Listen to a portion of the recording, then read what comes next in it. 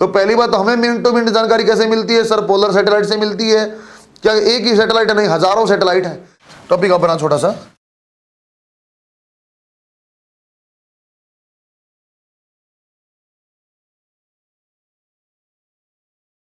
बच्चों को ग्राफ याद होंगे शायद।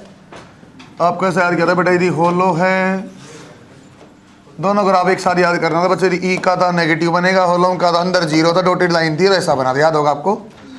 यदि बच्चों पोटेंशियल का था आपका, तो ग्राफ ऐसे आता होलो का अंदर कांस्टेंट, और फिर आपका decreasing inversely proportional to R था। याद रखना बच्चों, पीएमटी में आएगा कोई सॉलिड वाला जो आपने किया था बच्चों, तो अंदर तो आपका डायरेक्टली प्रोपोर्शनल था और उसके बाद ऐसा। और जब पोटेंशियल का आ रहा बच्चों यहाँ से ऐसा ही, लेकिन इस पॉइंट से क्या था, ज़्यादा था, -3/2, ऐसा याद होगा आपको। ठीक है ना? ये सेम जी वाला बन गया। तो जी वाले आपको समझा था मैंने बच्चों, ऊपर आएगा ऑप्शन ऊपर वाला टिक करना है, यदि नहीं है तो फिर बेस्ट सुटेबल अपने पास नीचे तो नीचे ही करना पड़ेगा। देखो एक बार बेटा, यदि बच्चों दो ऑब्जेक्ट की आपके पास पोटेंशियल एनर्जी आप निकालना सीख लिया था कि यदि एम मास है, कैपिटल एम है, छोटा एम आपके पास है, तो -GM/GM × M डिवाइड बाई आपका आया था, माइनस में आपका रहेगा। पोटेंशियल एनर्जी बच्चों आपको जीरो माना था इनफाइनाइट पे, जब आपकी आर की वैल्यू दोनों के बीच में डिस्टेंस इनफाइनाइट होगी तब आपका जीरो होगा। देखिए बच्चों 2-3 मास है बेटा, जैसे मान लो यहाँ पे एक M1 मास है, यहाँ पे बच्चों M2 मास और यहाँ पे M3 मास। यदि बोलता सिस्टम की पोटेंशियल एनर्जी आप बताओ, पोटेंशियल एनर्जी आपको सिस्टम की बतानी बच्चों। यहाँ इस पे बहुत ज़्यादा फोकस नहीं करके एक बार ऐसे ही पेयरिंग में बनाना दिखा देता हूँ, लेकिन इलेक्ट्रो में इसके ऊपर अच्छा क्वेश्चन बनता है, वो डिटेल में आपको समझाऊंगा। बच्चों यहाँ आपके पास है तो पर आपको इंडिविजुअल तीनों को देखना पड़ेगा। जैसे सर 1 और 2 है तो 1 और 2 का आप लो, बच्चों 1 और 3 है तो 1 और 3 का भी आप लो।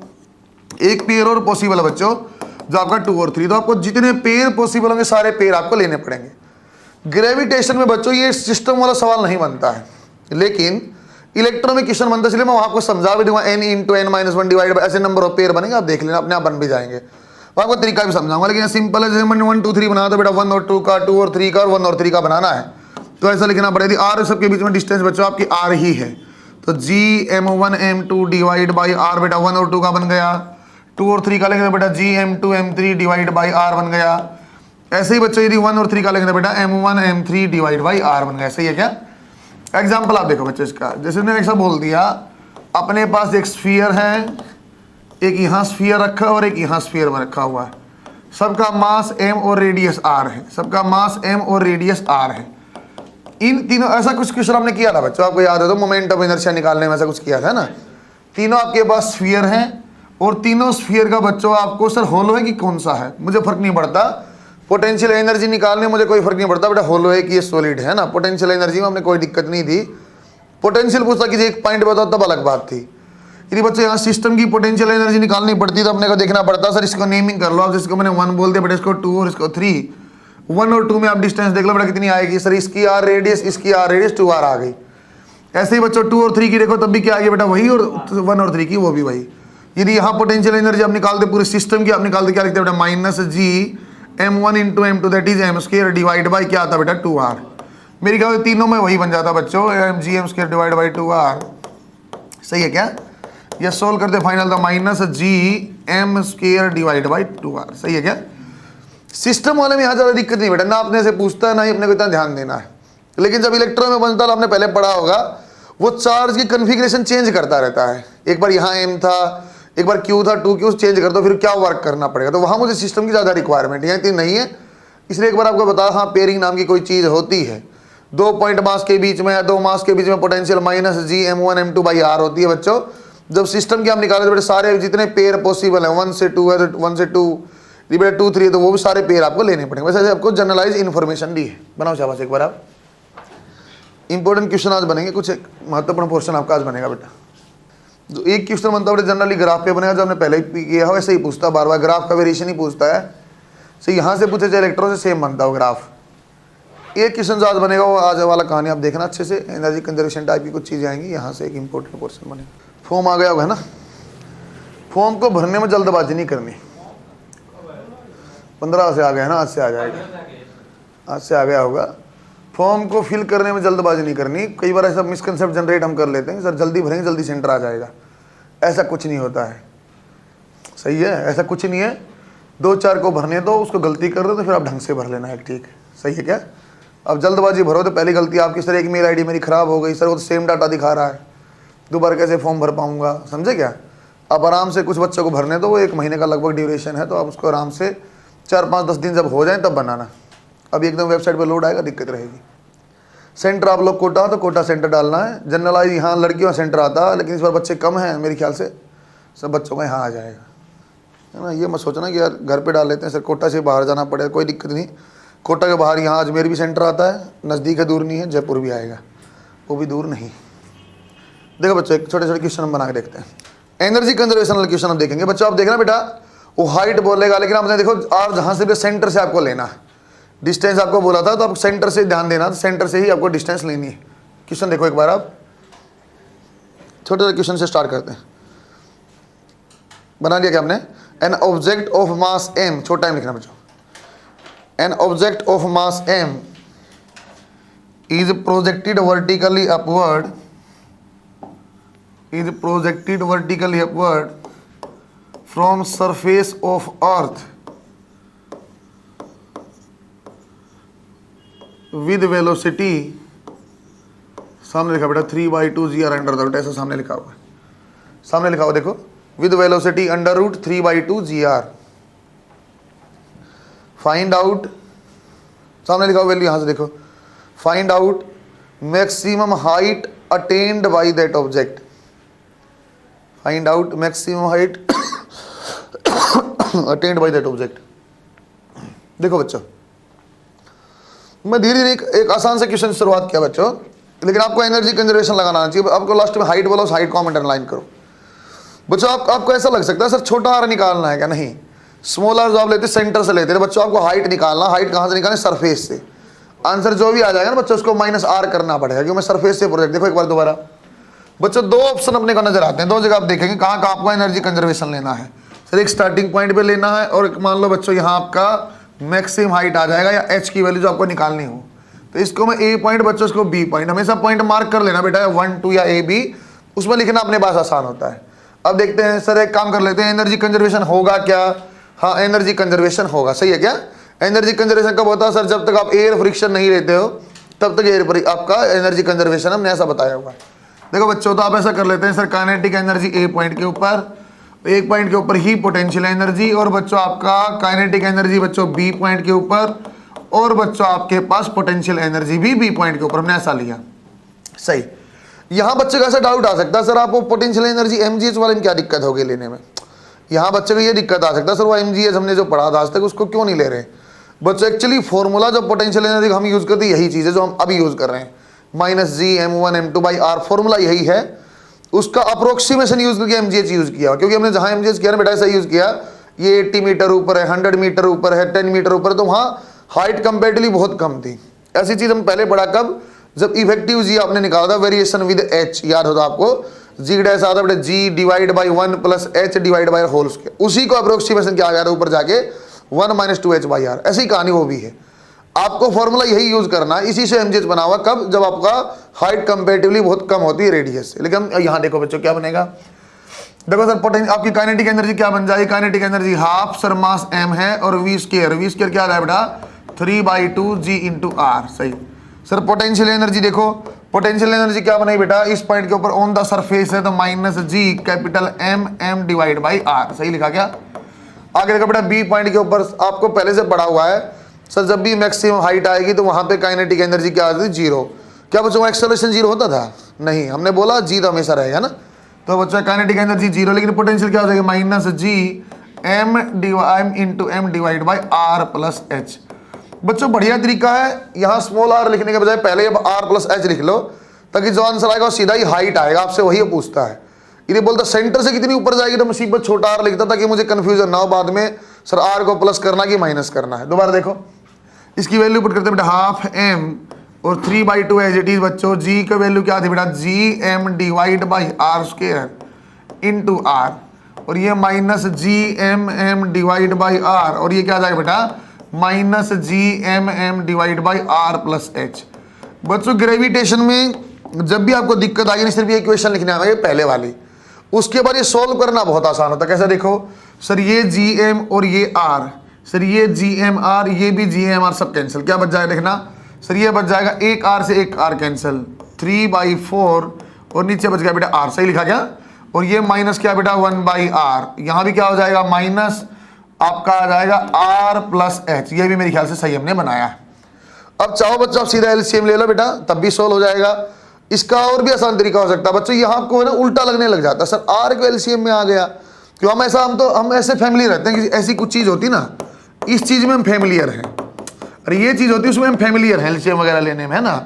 अब इस चीज़ में फैमिलियर नहीं है, तो इसका सबसे अच्छा तरीका है इस स्टेप के बाद सीधा आप क्या करो, अपना सिंपल नीचे वाला मल्टीप्लाई करके ले लो, सीधा एलसीएम ले लो। एलसीएम क्या ले लें देखो एक बार, सर ये 4r है एज इट इज और ये r प्लस h,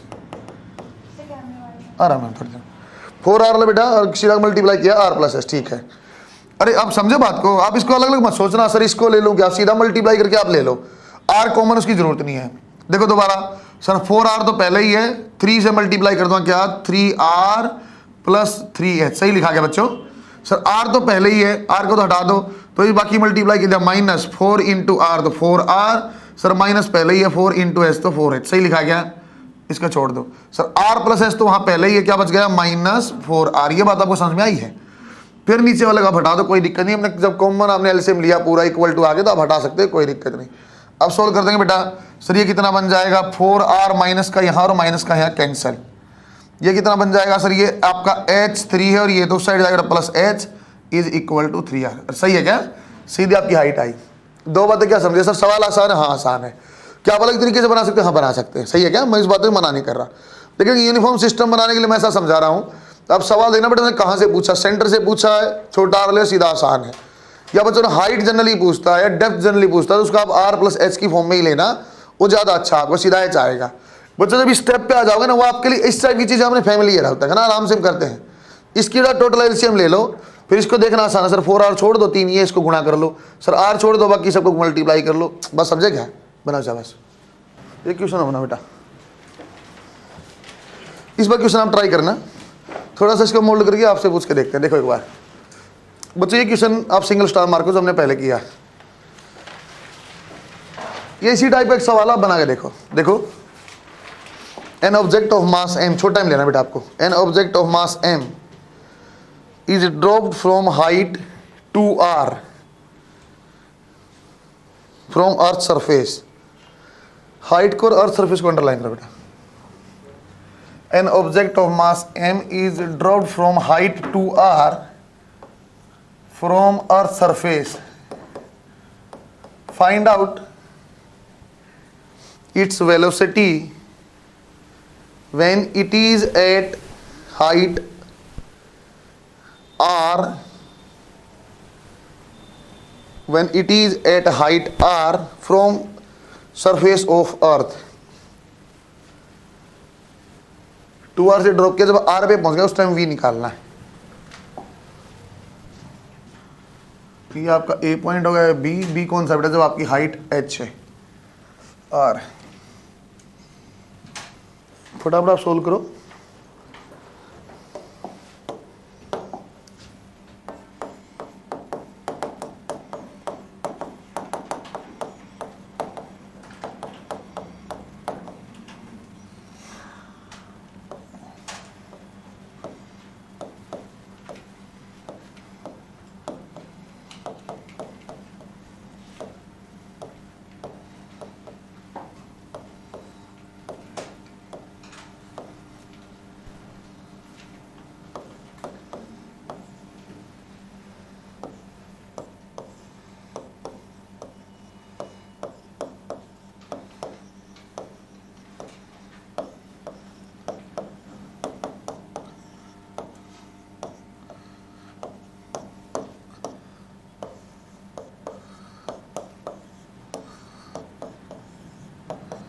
आंसर आएगा बच्चों, आप बता सकते हो बेटा।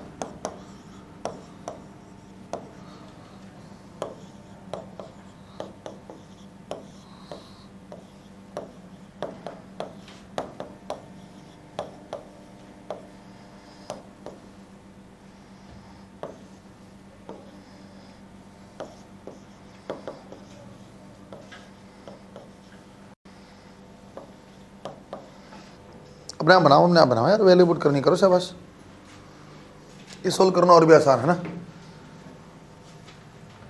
ड्रॉप बोला तो इनिशियल में बेटा काइनेटिक एनर्जी 0 लेनी है ना। देखो देखो आंसर आया तो बताओ। देखो बच्चे एक बार मैच करो, √GM डिवाइड बाई 3R। आसान सा क्वेश्चन था बच्चों, पोटेंशियल एनर्जी एक तरफ किया तो अब सोल्व करना और आसान था। छोटे एम से छोटा एम कैंसिल, बाकी आंसर आ जाएगा आपका। एक और सवाल, फिर फोर्थ वाला मैं कराऊंगा, ये तीसरे वाला आप ट्राई करना। फोर्थ वाला डबल स्टार PMT वो मैं कराऊंगा। देखो बच्चों बना आपका बेटा √GM डिवाइड बाई 3R। आसान क्वेश्चन, अच्छा सवाल। बच्चा एनर्जी कंजर्वेशन में आपको सिर्फ ध्यान देना बेटा, 2 पॉइंट मार्क कर लेना। जब 2 पॉइंट आप मार्क करोगे फिर ध्यान देना सेंटर से ले रहे हो कि आप हाइट से ले रहे हो या सरफेस से, बस इतनी गलती होती है, इसके अलावा गलती नहीं होती है। और तो सोल्व करना बन जाएगा। माइनस और प्लस का ध्यान देना बेटा, पोटेंशियल हमेशा माइनस में लेना, सही है क्या? देखो बना के देखते हैं एक लाइन और, एक क्वेश्चन और देखो, इसी टाइप का सवाल है। इस बार आपको दूसरे तरीके से समझाता हूं मैं, सेम कहानी, ठीक है क्या? देखो एक बार, an object of mass m, an object, छोटा m लेना, an object of mass m is dropped in a tunnel. Drop को अंडरलाइन करो, it dropped in a tunnel from surface of earth, from surface of earth such that tunnel is along diameter of earth, such that tunnel is along diameter of earth. Find out velocity of that object at a depth of r/3, at a depth of r/3 from surface of earth. Solve आप करोगे, सवाल अच्छा है, single star लगा। At a depth r/3 from surface of, बच्चों point mark करना आप सीख गए होगे। ए पॉइंट यहाँ बेटा ड्रॉप किया है और बी पॉइंट आपका यहाँ है। बी पॉइंट कहाँ है बच्चों? सर ये ऊपर से, सरफेस से r/3 पे। कुछ वैल्यू आपको याद करनी पड़ेगी, यूज करना पड़ेगा, मैं बता रहा हूँ। बी की पोटेंशियल एनर्जी सीधा आप नहीं जानते हो, बी पॉइंट की पोटेंशियल एनर्जी सीधा आप नहीं जानते हो, तो पोटेंशियल एनर्जी आपको ऐसा बनाना पड़ेगा सर, m इंटू पोटेंशियल। और बच्चों पोटेंशियल का फार्मूला आप जान गए थे, कितना था? -GM डिवाइड बाई, कैसे याद करूँ सर? 3 था कि 2 था? तो हम याद ऐसे करेंगे बेटा, सेंटर पे 3/2 आता है, सेंटर पे क्या था? 3/2, तो ऊपर क्या होना चाहिए? 3 होना चाहिए यहाँ, और यहाँ क्या होना चाहिए? 2। ऐसे याद करेंगे सर, ये r³ था, ये r² है और ये छोटा, सही है क्या? सर स्मॉल r कहाँ से लेंगे? स्मॉल r कहाँ से था बच्चों? आपका सेंटर ऑफ अर्थ से। ये पुट करना पड़ेगा आपको बी पॉइंट के लिए। बाकी आप बना लोगे, बनाओ शाबाश।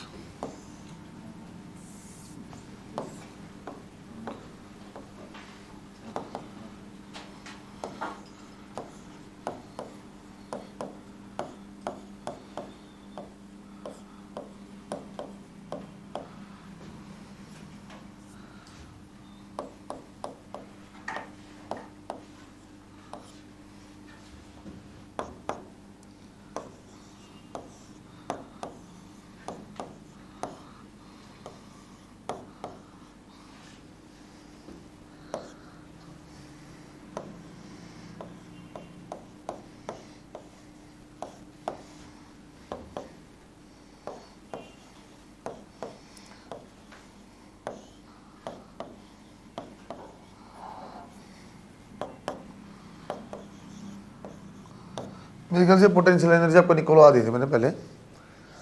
अब लास्ट टाइम जब सोल्व किया था ना बेटा, लास्ट सवाल मेरे ख्याल से यही मैंने करवाया था कि पोटेंशियल एनर्जी आपकी निकलवाई थी ऐसी डेप्थ पे। अब आपके पास पोटेंशियल एनर्जी आ गई, तो अब कोई दिक्कत नहीं होना चाहिए। कैसा था सर? एक के ऊपर काइनेटिक एनर्जी बच्चों, एक के ऊपर आपकी पोटेंशियल एनर्जी, बी के ऊपर बच्चों काइनेटिक एनर्जी, और बी के ऊपर ही आपकी पोटेंशियल एनर्जी। बच्चों काइनेटिक क्या थी? 0 थी। ये क्या बेटा? ए के ऊपर -GMM/r। यहाँ काइनेटिक एनर्जी अपने ½ mv², और ये कितने वैल्यू निकाल दिया? 23 divide by 18 GMM divide by r। इस साइड आगे जुड़ जाएगा तो 23 divide by 18 GMM divide by r। ये माइनस पहले वाला एज इट इज रहेगा, GMM divide by r, ½ mv²। बेटा स्मॉल m से स्मॉल m कैंसिल आप कर दोगे तो आपके पास बन जाएगा फाइनल ऐसा GM डिवाइड बाई r, और 23 डिवाइड बाई 18 -1, और ये आपका ½ v²। और अच्छे सोल्व करें आंसर आ जाएगा। 18 है तो आपका 5 GM डिवाइड बाई r, और ये 18 ऐसा कैसा हाफ वी स्क्वायर, ये 9 हो जाएगा बेटा, वी की वैल्यू आ जाएगी √5/9 GM डिवाइड बाई R। देखो बनाया होगा आप लोगों ने, ये वाला पोर्शन में पहले सोल्व करा चुका था मेरे ख्याल से ना, लास्ट क्वेश्चन यही था शायद। अरे बना रहे हो आप लोग, बन पाएगा बेटा आपका बच्चों। एनर्जी कंजर्वेशन सबसे अच्छा क्वेश्चन पॉसिबल मैं बना रहा हूँ। जेई में पूछा जा चुका, पीएमटी में पूछा जा चुका, और लगातार रिपीटिव सवाल है। कंसेप्ट अच्छा, क्वेश्चन आसान है। बना क्या बच्चों आपने, उस पर आप डबल स्टार पीएमटी नेक्स्ट वाले मार्क करो बच्चों। कई बार ऐसी संभावना है, ये भी एक प्रैक्टिकल सा क्वेश्चन है, आपने मूवी में देखा हुआ, हमने खुद प्रैक्टिकल तो नहीं किया हुआ, मूवी में देखा हुआ है। किसी एक प्लेनेट से दूसरे प्लेनेट पे कोई चीज़ हमें भेजनी है ना। अर्थ से हमें मान लो बच्चों मून पे भी भेजनी है, प्लेनेट की छोड़ दो, अर्थ से मून पे भी हमें भेजना, कि कम से कम मिनिमम स्पीड क्या हो कि मून तक पहुंच जाए। तो बच्चों ऐसे सवाल में आपको मिनिमम स्पीड का, अर्थ पे स्पीड लेंगे, पोटेंशियल एनर्जी लेंगे, कहाँ तक पहुँचाना, क्या सर पूरा मून तक पहुँचाना पड़ेगा? नहीं पहुँचाना पड़ता है। क्या आपको पूरा अर्थ से कोई चीज़ यहाँ से कुछ फेंकना है और आपको मून पे पहुँचाना है? क्या आपको इतनी स्पीड देनी पड़ी पूरा मून तक जाए? मिनिमम मुझे वहाँ काइनेटिक कहाँ जीरो करूँ, क्या मून तक जाना पड़ा? नहीं। क्यों? क्योंकि सर दो चीज़ें होंगी, कोई भी आपके पास दो चीज़ें, नहीं मैं बोलता हूँ एक प्लेनेट यहाँ है, मान लो बच्चा मैं ऐसा एग्जाम्पल है, फिलहाल ऐसे ही समझा रहा हूँ, अर्थ है, और आपको कोई चीज़ यहाँ मून तक जाना है, तो क्या चीज़ है, दो चीज़ आप समझ पाओगे। सर कुछ जगह तक तो क्या है, देखो यहाँ भी आप हो तो अर्थ से जैसे जैसे दूर जाओगे तो इसका कोई ना कोई ग्रेविटेशनल फील्ड तो है ही, और जी की वैल्यू कुछ तो है ही। ग्रेविटेशनल फील्ड माने अपनी तरफ ये चीज़ों को अपना अट्रैक्ट करेगा। सर यहाँ मून में भी कोई चीज़ तो ऐसी है, ये भी अपना अट्रैक्ट, क्योंकि मास भी है सर, आर भी है और जी भी है, तो स्मॉल जी कोई वैल्यू तो होगी। तो सर आपका कहीं ना कहीं एक ऐसा बिंदु आ जाएगा, कहीं एक ऐसा पॉइंट आ जाएगा जहाँ पे दोनों का ग्रेविटेशनल फील्ड बराबर हो जाए। सही है क्या? जब तक आप अर्थ से दूर जाओगे तो अर्थ खींचना चाहता था, इसलिए आपको कुछ वेलोसिटी देनी पड़ी, इतनी वेलोसिटी धीरे धीरे कम हुई, धीरे धीरे कम हुई। सर यहाँ कहीं पहुंच जाए, इसके पहुंचने के बाद तो अपने मून ही खींच लेगा। अरे आपको वी कहाँ जीरो कर रहा है, मैं समझाना चाहता हूँ बच्चों। मिनिमम वेलोसिटी जब आप देते हो, कोई ऑब्जेक्ट अपने यहाँ से फेंका, आपको काइनेटिक यहाँ जीरो लेने की जरूरत नहीं है, आपको पहुंचाना पूरा मून तक नहीं है। आप ऐसे पॉइंट पे पहुंचा दो जहां से मून का जो फोर्स ऑफ अट्रैक्शन वो स्टार्ट हो जाए, या जो आपका मून का ग्रेविटेशनल फील्ड है वो आपका स्टार्ट हो जाए। सर ग्रेविटेशनल फील्ड तो हमेशा तक रहेगा, नहीं, ऐसा थोड़ी होगा। आपने मिशन मंगल देखी है, फिर वही कहानी आ जाएगी। तो आप देखना मिशन मंगल में क्या करता है, एक बार अर्थ के ग्रेविटेशन से बाहर निकाल दो, उसके बाद मून वाला आपका मार्स वाला शुरू हो जाएगा और मार्स वाला उसको अपने आप खींच लेगा। सही है क्या? तो अपने को ऐसे पॉइंट तक पहुंचाना होता है बेटा मिनिमम वेलोसिटी पे, जहां पे नेट ग्रेविटेशनल फील्ड की वैल्यू जीरो हो। सही है क्या? देखते हैं क्वेश्चन लिख के देखते हैं। To planets having mass m, ऐसे लिख रहे हैं, to planets A and B, और उसके A एंड B के आगे लिखो M, R and 16M, 2R। ऐसे to planets A and B, उसके बाद ये लिखो M, R and 16M, 2R are separated by distance 10R, are separated by distance 10R. An object of mass m, छोटा time लेना बेटा, an object of mass m is thrown from planet A, is thrown from planet A such that it will reach at planet B, such that it will reach at planet B. Find out minimum velocity required for that object. बेटा अपने पास ऐसा है, अपने पास एक 16M, 2R एक planet है, एक M, R, और उनका अच्छे सुनता बच्चों बात को, इसको उनका सेपरेशन 10R है। ये आपकी बहुत सारी आपका डाउट दूर कर देगा। सर सेपरेशन कहाँ से लेनी है? सर सेपरेशन मैं कहाँ से लूँ? बेटा सेपरेशन जब भी लेनी सेंटर ऑफ मास से लेनी, सीधी बात है। तो मैंने जानू कि यहाँ बीच से बीच लिया है, एक ऑब्जेक्ट आपको यहाँ से ऐसा प्रोजेक्ट करना, कोई एक छोटा m यहाँ से प्रोजेक्ट करना है, उसको आपको यहाँ पहुँचाना, प्लेनेट के ऊपर पहुँचाना, मतलब यहाँ पहुँचाना है। सर मैं कितना करूँ? तो एक बात तो समझ में आएगी। सर ये यदि पॉइंट आपका पास प्लेनेट जो आपका A है और ये आपका प्लेनेट B है, सर एक बार यहाँ एनर्जी कंजर्वेशन, एक बार यहाँ लगा, नहीं वही आपको समझाया मैंने, एक नोट में लिखवाऊंगा उस लाइन का बच्चों। अभी बेटा जब भी आपको दो प्लेनेट की बात करेगा और आपको सिंपल थ्रो करे दूसरे पे पहुंचाना है, तो आपको मिनिमम ये एनर्जी की बात करें या मिनिमम वेलोसिटी या मिनिमम काइनेटिक एनर्जी की बात करें, आपको ऐसे थ्रो करना कि बस ऐसे पॉइंट पे पहुंच जाए, P पॉइंट पे, जहां पे देखो बेटा अर्थ का फील्ड कैसे होगा, ऐसा, मून का कैसा होगा, ऐसा, जहां आपका या प्लेनेट ए और प्लेनेट बी ऐसे पॉइंट पे आप पहुंचा दो जहां पे आपका जो फील्ड है वो जीरो हो जाएगा, नेट फील्ड क्या है, जीरो। सर इस पॉइंट के बाद आप जाओगे तो अपने आप ही कौन सा खींच लेगा, अपने आप प्लेनेट बी आपकी अपनी तरफ ले लेगा। तो आपको एक बात का ध्यान रखना कि ये आपका जो एनर्जी कंजर्वेशन लगा इस पॉइंट के और इस पॉइंट पे नहीं लगेगा। सर कहाँ एनर्जी कंजर्वेशन लगाएंगे, सर यहाँ पे पोटेंशियल काइनेटिक, सर यहाँ पे पोटेंशियल काइनेटिक, सही है क्या। एक लाइन आप लिखो नोट में, object should reach up to a point, object should reach up to a point where gravitational field, net gravitational field is zero. Object should reach up to a point where net gravitational field is zero. After that point, object will move under the effect of gravitational force. FG लिखना सीधा। After that point, object will move under the effect of gravitational force of other planet. बात समझोगे शायद आप बच्चों। जब भी satellite की लॉन्चिंग है, जितने भी अपनी चीजें करते हैं, मतलब हमें क्या करना पड़ता है बच्चों, हमें सिर्फ ऐसी जगह पहुंचा देना है ये under the effect of gravitational force of another planet. बच्चों अपने को जितनी भी लॉन्चिंग होती है सब अपने ऐसा देखते हैं, सर यहाँ से तब तक तो हम तब तक तो फ्यूल को बर्न करेंगे जब तक अपना ग्रेविटेशन फील्ड में। क्यों फ्यूल को क्यों बर्न करना पड़ रहा सर, यदि नहीं करेंगे तो उसको जी अर्थ का जो ग्रेविटेशन फील्ड है वो खींचने लग जाएगा अपनी तरफ। इसलिए हमें खुद बाहर से पावर देना पड़ता है, बाहर से फोर्स देनी पड़ती है ताकि वहां तक चला जाए। जैसे ग्रेविटेशन फील्ड करो उसके फिर वैसे का फ्यूल को बंद कर दो, अपने आप दूसरा खींचता रहेगा। फिर उल्टा बल की आपने फिर वही मिशन मंगल देखा, आपने देखा होगा उल्टा बल की तब बर्न करता है अपोजिट डायरेक्शन में। क्यों सर, ग्रेविटेशन फोर्स में खींचता रहे, फिर ज्यादा स्पीड हो जाएगी, टकरा के ब्लास्ट ना हो जाए। उल्टा वो फ्यूल बर्न करता क्यों, स्पीड कम करने के लिए। सबका सेम प्रोसेस है। तो बच्चा एनर्जी कंजर्वेशन जो लगा आपका बेटा ए वाले प्लेनेट और पी पॉइंट के बीच में लगा है। सर पी पॉइंट निकालना आता है, अभी तक मैं सीधा नहीं लिखवा ट्रिक आपको, इलेक्ट्रॉन में भी सीधा लिखवा दूंगा कि 2 मास ऐसा बन जाता है, कोई दिक्कत है नहीं। फिलहाल मैं आपको वो निकाल के दिखाता हूँ। पी पॉइंट के ऊपर क्या आ जाएगा, देखो बेटा सर जी, ये क्या करवाना बच्चों में, ये आपको बता रहा हूं मैं ए और बी की इंटेंसिटी बराबर कर रहा हूं। Sir ji M divide by, मान लो एक्स दूरी पे है तो एक्स स्क्वायर, ये क्या आ जाएगा बेटा जी 16m divide by 10r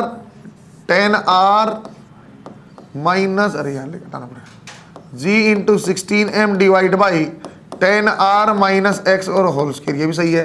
sir ji M और जी एम कैंसिल किया, 10r minus X divide by x, ये क्या बच्चों स्क्वायर में बेटा ये आ गया 16। सोल्व करेंगे तो sir 10r minus X divide by X is equal to 4 और 10r इक्वल टू आ जाएगा बच्चों आपका 4x और x की वैल्यू आ जाएगी बेटा 2r। सही लिखा क्या, x कहाँ से सर, ये वाला पॉइंट है, सेंटर से लेंगे तो ये आपका जो दूरी है 2r है, आपका नेट फील्ड क्या है 0। बस अब मेरे पास 2 पॉइंट आ गए बेटा जहां मुझे एनर्जी कंजर्वेशन यूज करना है। देखो कैसे अब एनर्जी कंजर्वेशन करते हैं, डबल स्टेप हो गया सवाल ये। तो एक बार काइनेटिक एनर्जी ए के ऊपर, एक बार पोटेंशियल एनर्जी बच्चों आपकी ए के ऊपर, फिर बच्चों काइनेटिक बी के ऊपर नहीं बेटा, पी के ऊपर, पी पॉइंट के ऊपर, सही है क्या।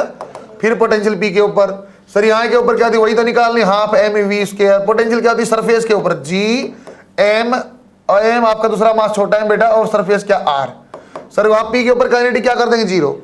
इसके बाद क्या सर 0 क्यों कर रहे हैं, आगे कैसे जाएगा, आगे जाएगा बेटा फोर्स ऑफ अट्रैक्शन का, और इसका क्या आ जाएगा बेटा माइनस जी 16m, नीचे लिख देता हूं, माइनस 16gmm डिवाइड बाई, अच्छे से लिखना पड़ेगा इसको, या नीचे लिखना बेटा इसको।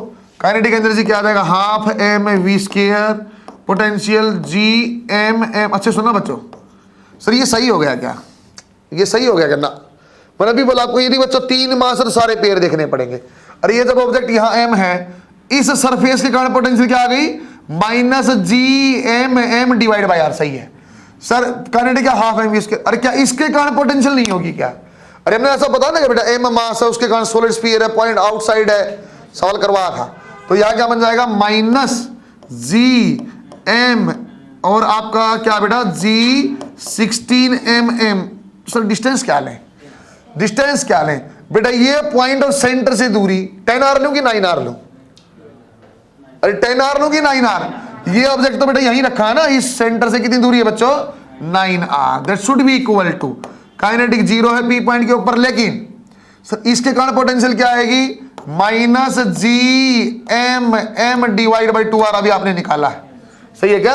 और अगले कारण क्या आएगी minus G 16mm divide by 8r। Sir अब 7r नहीं लोगे? अबे जरूरत नहीं है बिंदु, क्या सेंटर सीधी 2r दी, क्या बच जाएगा आपका 8r। सर यहाँ 9 क्यों लेना पड़ा? बेटा ये हाफ ऑब्जेक्ट तो सेंटर में थोड़ी रखा था, इसलिए मुझे इससे देखना पड़ा। सही है, अब आंसर आपका आ जाएगा। सोल्व आप करोगे तो बच्चे कितना बन जाएगा बेटा?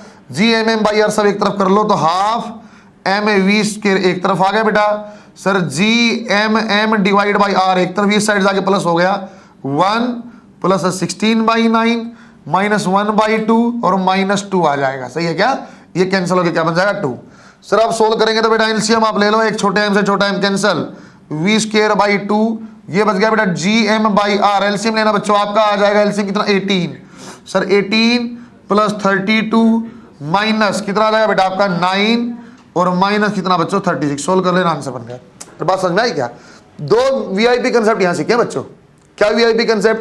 पहली बात, ए से बी पे जब आपको पहुंचाना तो पूरा बी तक आपको नहीं लेके जाना है, आपको ऐसे पॉइंट पे लेके जाना जहां पे फील्ड की वैल्यू 0 हो जाए। एक कंसेप्ट यहां खत्म हो गया।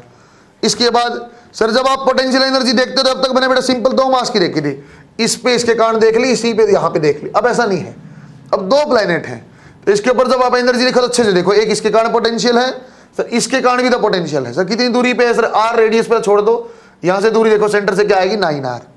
इस फॉर्म में हमने बनाया। सही है क्या बच्चों? बनाओ शाबाश। डबल स्टार PMT है, इसके ऊपर रिवीजन आप देखो, अच्छा सवाल बनता है ये। अच्छा चलो मैं पॉइंट आउट कर देता हूं बच्चों, ये वाली चीज ये आपकी गलती है, ठीक, ये आप भूल जाओगे बच्चों। नीचे नहीं भूलता लड़का, पी पॉइंट में नहीं भूलोगे, पी आपको दिखेगा अलग से। सर यहां से भी है, यहां से भी है, गलती करोगे तो कहां पे? ए वाले जो यहां था वो गलती आप करोगे तो। एनर्जी कंजर्वेशन बहुत सारे सवाल पॉसिबल है बनाना। 2 टॉपिक और अच्छे से पढ़ाता हूं आपको मैं, एस्केप वाला और ऑर्बिटल वाला। ये कुछ सर PMT जो आता है बेटा, जब आपको उसको डिफ्रेंशिएट करना 2-3 सवाल अच्छे देके रैंक बनाने के लिए, आसान सवाल में नहीं आएगा, है ना। ऐसे सारे सवाल आए थे 2015-16 में, जब पेपर दोबारा कैंसिल हो के हुए थे। इस बार जेईई मेन का पेपर का थोड़ा सा लेवल अच्छा हुआ पहले से। बना बच्चा आपने बेटे दो टर्म आपने सुनी है, एस्केप वेलोसिटी, ऑर्बिटल वेलोसिटी। उसको मैं वेलोसिटी ना बोल स्पीड बोलूँगा, एक्चुअली होता वो स्पीड ही है। वेलोसिटी का मतलब जब होता है जब मेरे लिए डायरेक्शन भी ज़्यादा इंपॉर्टेंट है। ऑर्बिटल में एस्केप में ऐसा कुछ है नहीं, स्पीड ही एक्चुअली होता है, वेलोसिटी नहीं होता। थोड़ी देर में आपको कहानी पता चल जाएगी। एस्केप नाम का कंसेप्ट आपको पहले एक बार मैंने समझाया बच्चों, कहाँ पे? KTG में, याद हो शायद आपको। KTG में आपको पढ़ा था, मैंने समझा था बेटा एस्केप टेम्परेचर वैल्यू याद है क्या आपको? गैस का नाम दिया था मोलिकुलर वेट डिवाइड बाई 2 × 10⁴। कोई आपको हाइड्रोजन लो तो 2 / 2 सर 10⁴ केल्विन आंसर आ गया, याद होगा आपको। वो आपको समझाया था बेटा एटमॉस्फेरिक प्रेजेंट है कि नहीं है। लॉजिक बनता है कि यदि किसी गैस की एस्केप आपकी जो है RMS वैल्यू एस्केप से ज़्यादा हो जाएगी तो निकल जाएगी और रुक नहीं पाएगी वहाँ, वो गैस वहाँ एटमॉस्फेयर में नहीं होगी। या सवाल पूछा जाए सर मून पे एटमॉस्फेयर क्यों नहीं है, तो कारण एक आपका ये भी है बच्चों, ये भी होता है वहाँ पे प्रेशर 0 होता है। प्रेशर 0 मतलब गैस नहीं है। गैस क्यों नहीं है? तो गैस इसलिए नहीं सर, वहाँ की आपकी जो RMS वो ज़्यादा होती है एस्केप से, इसलिए निकल जाती है सारी गैस, वहाँ नहीं संभव है। फिर भी आपको लिखते हैं 1-2 लाइन, एस्केप स्पीड VE। बच्चों आपने एस्केप वेलोसिटी भी लिखा तो मुझे कोई दिक्कत नहीं, लेकिन मैं इसका एस्केप स्पीड ही बोलूँगा VE। साथ में वैल्यू भी लिखता हूँ अर्थ के लिए, आपको तब पहले भी लिखवा चुका हूँ, फिर भी ऊपर सबसे पहले यही लिख दिया, आपको ध्यान रहे 11.2 km/s। एक लाइन आप लिखो बेटा। बच्चों फिर मैं आपको बोल रहा हूँ, मैं जानबूझ के स्पीड बोल रहा हूँ। आपने वेलोसिटी बोली मुझे कोई दिक्कत नहीं, लेकिन मुझे डायरेक्शन में कोई फर्क नहीं पड़ता, इसलिए मैं स्पीड बोल रहा हूँ। ठीक है, एक बार, it is minimum speed required for an object, it is minimum speed required for an object at which object will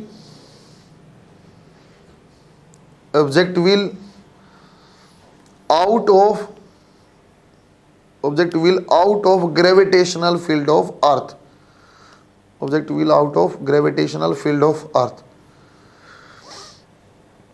gravitational field से बच्चा ऐसी कहानी में भी करवा चुका, आपको फील्ड से बाहर निकालने वाला। अर्थ का ना बोले, किसी और प्लेनेट का मैंने बोला था आपको। अभी मैंने समझाया था कि बेटा किसी भी आपको फील्ड पे ऐसी जगह चले जाओ कि वहां से निकल जाए, तो वहां पे फील्ड 0 हो जाते, कोई दिक्कत नहीं।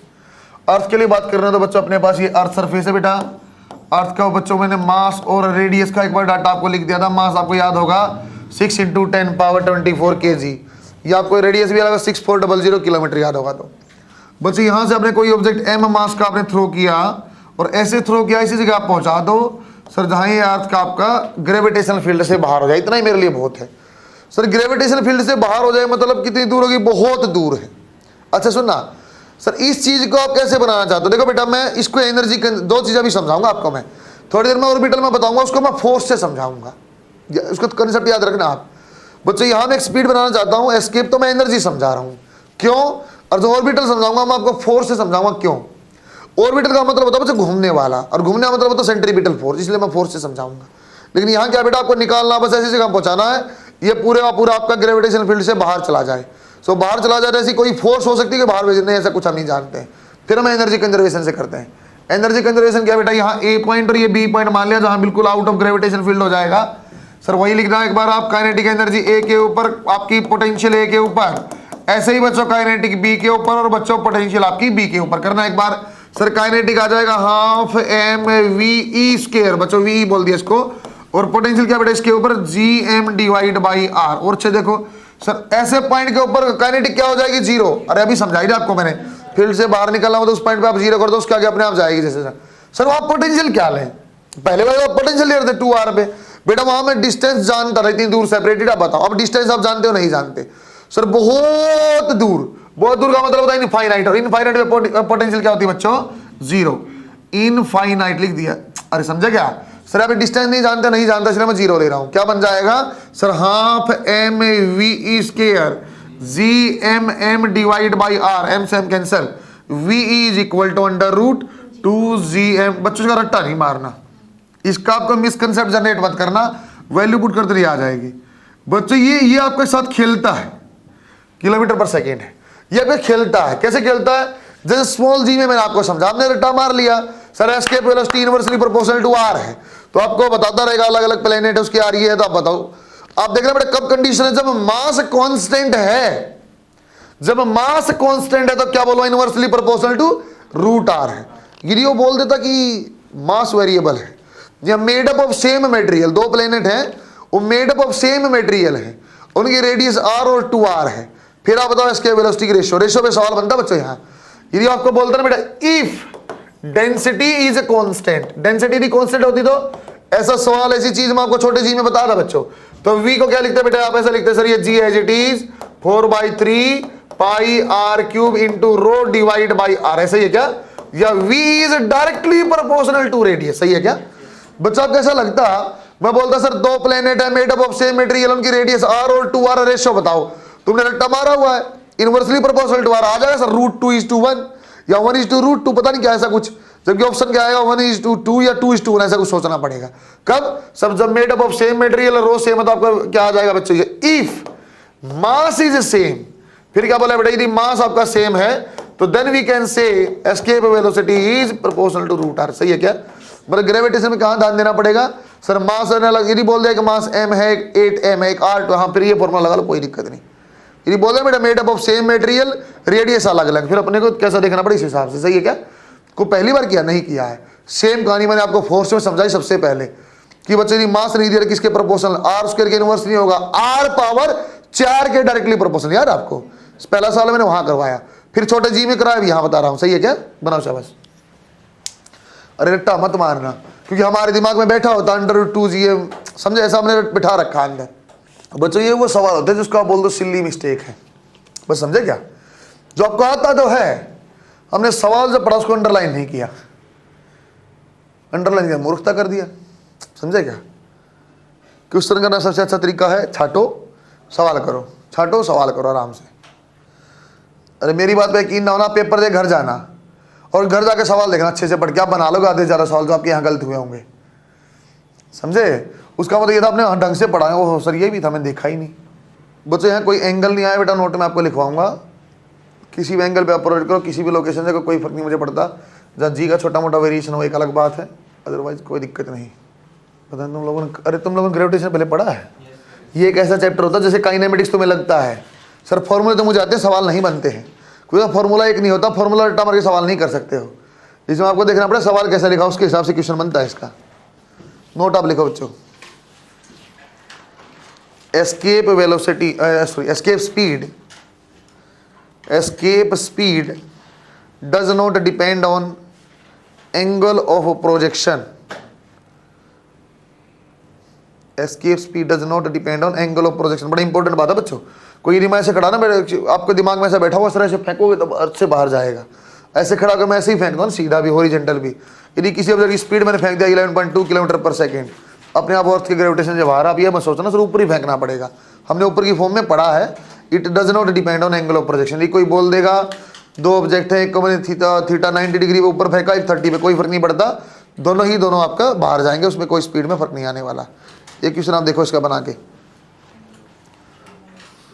वो तो टनल वाला क्वेश्चन आपको मैंने करवाया था, उसी का थोड़ा सा आसान स्वरूप बनाते हैं, इस बार आप अपने आप सोल्व करना।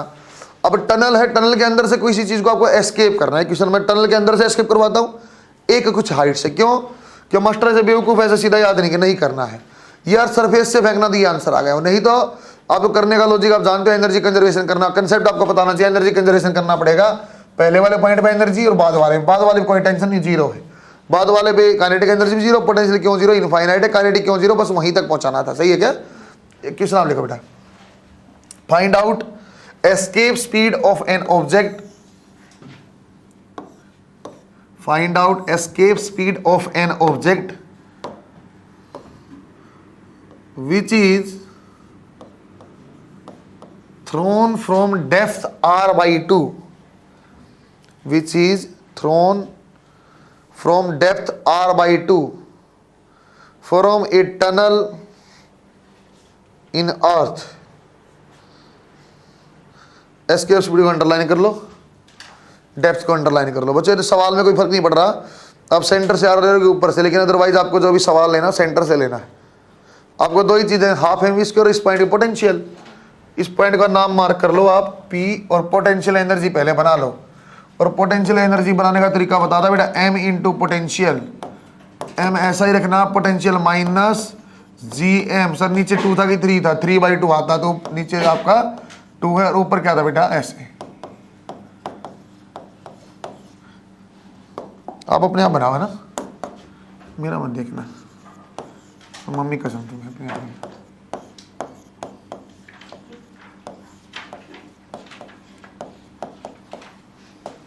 क्या बोले, कसम पे तुम भरोसा नहीं करते, ऐसा बोलो।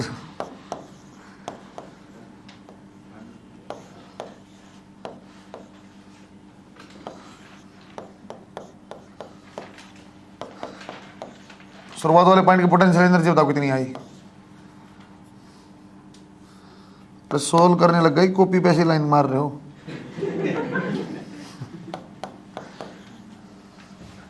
चेक करना बेटा, है ना, जोड़ जाड़ ऐसा ही रहता है मेरा भी। तो इसका पी पॉइंट बोला बेटा, पी के ऊपर काइनेटिक, पी के ऊपर पोटेंशियल लेंगे, यही आया क्या? तुम सच में देख रहे क्या? कसम कैंसिल कर दो।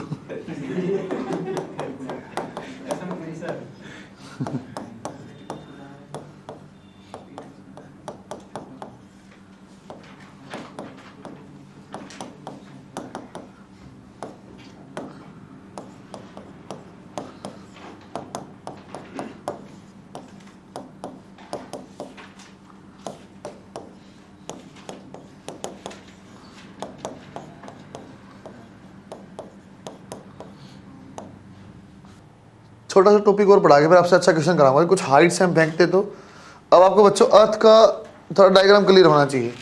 थोड़ा थोड़ा अब आपको अच्छा क्वेश्चन बनने लग जाएगा कि अर्थ के ऊपर यदि कुछ हाइट पे कोई चीज़ होगी ना, तो फिर वो नो डाउट यदि रोटेट भी कर रही होगी, क्योंकि अर्थ का ग्रेविटेशन फोर्स के कारण रोटेट भी करने लग जाती है। अब तक मैंने ऐसी चीज़ें करा, ड्रॉप कर रहा हूँ, ठीक है, हमने हाइट कंपेरेटिव ठीक ठाक सी ली है, R/2R, ठीक है, काम चलाने वाला था। तो कई बार आपका सेटेलाइट के ऐसे बोल दूँ बच्चों, कोई चीज़ सेटेलाइट में है और सेटेलाइट से हमने थ्रो किया, तो सेटेलाइट हमेशा घूमती रहती है, डिपेंड करता है कैसी सेटेलाइट है। दो टाइप की चीज़ आपने पढ़ी हुई बेटे, कोई मौसम की जानकारी देती है जो आपको हर 5 मिनट में, हर 2 मिनट में अपडेट देती है, और कोई जैसे नेचुरल सेटेलाइट भी है बच्चों, जियो स्टेशनरी बोलते हैं, मून टाइप की चीज़ अपने आप साथ साथ घूमती है। तो जो अर्थ के पास रहता है ना बच्चों, बार बार जल्दी जल्दी फोटो देता है, पोलर सेटेलाइट बोला जाता है। जो वेदर की जानकारी देता है ना, उसको पोलर सेटेलाइट बोलते हैं। अर्थ के पास रहता है, जल्दी जल्दी उसका टाइम पीरियड कम होता है, 1-2 घंटे में चक्कर लगा लिया और पूरे अर्थ का फटाफट वेदर बता दिया। सही है क्या? इस टाइप की चीज़ें। जियो स्टेशनरी हमारे कोई बहुत ज़्यादा काम की नहीं होती है, तो अर्थ के रिस्पेक्ट में रेस्ट पे जैसा अर्थ है दिखता है उसको, और हमेशा ऐसा ही रहता है, कोई फर्क नहीं पड़ता है। उसको हम चेंज भी नहीं करते और जियो स्टेशनरी हम अपनी तरफ से भेजते भी नहीं, हम आपकी पोलर वाली भेजते हैं। एक टॉपिक और लिखो, ऑर्बिटल स्पीड। ऑर्बिटल स्पीड को लिखेंगे बेटा v छोटा o, जैसे मैंने वी लिखा था ना,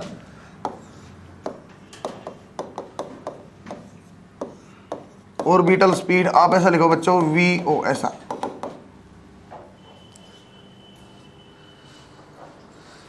बच्चों ये वो स्पीड होती है, अब सुन लो पहले अच्छे से। ऑर्बिटल माने होता है बेटा घूमना, घूमने का मतलब सर्कल, सर्कल का मतलब होता है बेटा, सर्कल का मतलब छोड़ दो आप, किसी भी कर्व का मतलब होता है सेंट्रीपिटल। कोई भी चीज घूमेगा तभी, कर्व तभी बनाएगा जब सेंट्रीपिटल, और अदरवाइज सीधी लाइन चलती है, कर्व नहीं बन सकता है।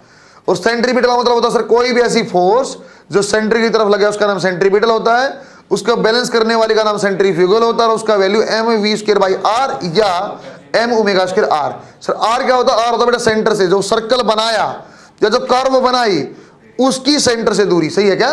पॉइंट की उसके सेंटर से। देखो एक दो line, it is speed of an object, it is speed required for an object, it is speed required for an object such that, it is speed required for an object such that it will start rotating around given planet। या अर्थ आप लिख लो बेटा, मैं अर्थ के लिए बता रहा हूं। it will start rotating around earth।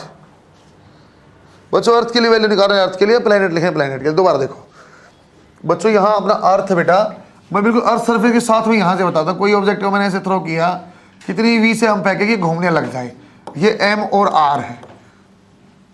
बच्चों पहली बात ये समझ में आई मैं क्या बोल रहा हूं? मैं ये बोल रहा हूं एस्केप में एनर्जी हमने बैलेंस किया है ना, ऑर्बिटल में फोर्स कर रहा हूं। क्यों कर रहा हूं, क्यों वाली कहानी समझ पा रहे हो? फोर्स इसलिए कर रहा हूं बेटा मैं, क्योंकि सर सेंट्रीपिटल चाहिए, सेंट्रीपिटल चाहिए तो क्या चाहिए मुझे? फोर्स को बैलेंस करना पड़ेगा। कोई बेटा m ऑब्जेक्ट यहां रखा हुआ है तो कैसी फोर्स लगेगी सेंटर की तरफ से? ऐसी फोर्स लगेगी, उसका नाम क्या? Gravitational force. क्या वैल्यू होगी? Gm/r। सही लिखा क्या? ऑन द सरफेस है। इसका कौन बैलेंस करेगा? सर जो आपका इसी को सेंट्रीपिटल बोला जाएगा। ऐसा लिख दूं क्या मैं? Gmm/r²। और ये क्या आ जाएगा बेटा? mv²/r।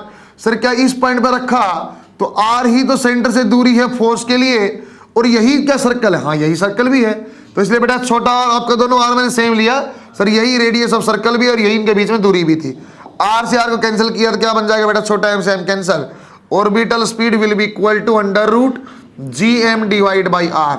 सर ये कौन सा? सिर्फ ये वो वाली स्पीड है बेटा ऑन द अर्थ सरफेस। यदि आपकी कोई चीज है तो बिल्कुल अर्थ सरफेस के साथ सर कोई घूमे तो क्या बिल्कुल अर्थ के साथ सर कोई घूमता नहीं? सर अरे कुछ हाइट पे ही तो घूमेगा, यहाँ कहीं घूमेगा, कुछ दूरी पे घूमता है, तो बेटा वहां पे ऑर्बिटल को क्या लिखा जाता है?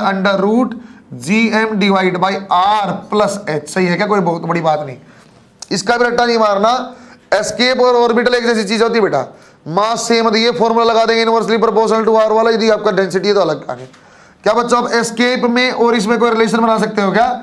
Relation between escape velocity, speed and orbital क्या बन जाएगा? सर एस्केप का फॉर्मूला था √2Gm/r, √2 ऐसा ही लिख लो, और ये ऑर्बिटल तो ऐसा बन जाएगा escape is √2 times of orbital. Sir कौन सी ऑर्बिटल? बिल्कुल अर्थ के साथ साथ घूमने वाली। सही है क्या? बना के देखो शाबाश।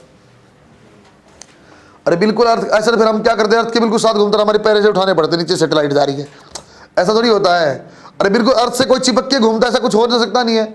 हमने मिनिमम निकाला घुमाने की चीज, कुछ हाइट पे घूमेगा ना, पता नहीं भैया, बिल्कुल चिपका के निकाला मैंने। ऐसा नहीं होता, ऐसा हम होते तो अब यहाँ पढ़ रहे होते, आपके ऐसे पैर हटाना पड़ता कि हटाना, बेंच हटाना, सैटेलाइट जा रही है। ऐसा नहीं होता, तो कुछ हाइट होगा 100, 200, 500 किलोमीटर पे, इसलिए r+h वाला फॉर्मूला ज़्यादा यूज में आएगा। अब थोड़ा सा दिमाग में कंस्ट्रक्शन आप करना बच्चों, सैटेलाइट मोशन होता कैसे होगा, थोड़ा सा मैं आपको पहले ओवरव्यू सा बताऊंगा, इसके बाद इनका यूज़ करने लगूंगा। सही है क्या?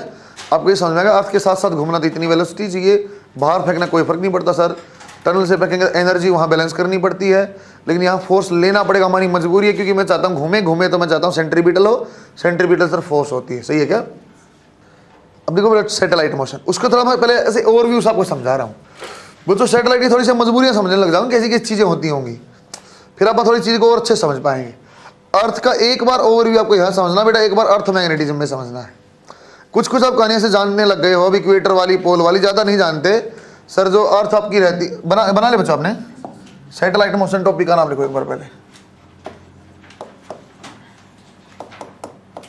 बच्चों ये आपको यदि पहले वाली कहानी समझ में आ गई तो ये कुछ भी चीज नहीं है। सैटेलाइट मोशन बहुत आसान चीज होती है। पहले वाली केपलर लॉ बहुत आसान चीज है, सब मैं इसी से पढ़ाऊंगा बाद में। कुछ सैटेलाइट पढ़ा के केपलर को ला के ऐसे समझा रहा हूँ बेटे, कल ही आ गया तो उससे बनता है। पहला कोई इतना कंस्ट्रक्शन पहले पता नहीं सर, ये अपनी अर्थ है, अर्थ ऐसे एक्सिस के ऐसे घूमती रहती है सर, रोटेशन कोई ईस्ट से वेस्ट या वैसे से वो अलग छोड़ दो, लेकिन जो भी निकलेगा सर, जो 9 निकलती है आपकी, ये आपकी नॉर्थ और साउथ पोल ऐसे जाती है सर। पोल के ऊपर अलग अलग वेरिएशन रहता था। नॉर्थ आपको याद होगा शायद, नॉर्थ के ऊपर ज़्यादा वैल्यू थी सर, 21 किलोमीटर, इक्वेटर पे ज़्यादा होता है, याद होगा 0.02 का फर्क है, ऐसा पता होना चाहिए आपको बस। तो सैटेलाइट मोशन का 2 संभावना नजर आती है। अर्थ आपकी रोटेट करती है, मैं जानता हूँ।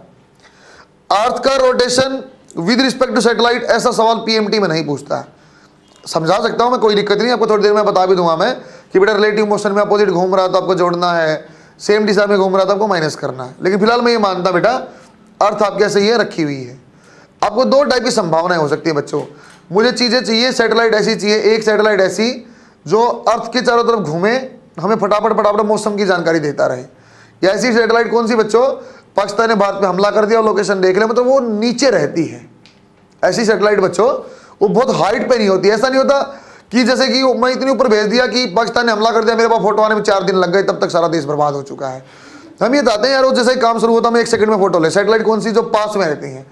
ऐसी सैटेलाइट को बच्चों पोलर सैटेलाइट बोला जाता है। 2 टाइप की चीज आएंगी बेटा, पोलर सैटेलाइट आएगी और आएगी जियो स्टेशनरी। जियो स्टेशनरी बच्चों आपको ज्यादा फैमिलियर हो गया, आप सुना होगा जियो स्टेशनरी के बारे में आप लोगों ने।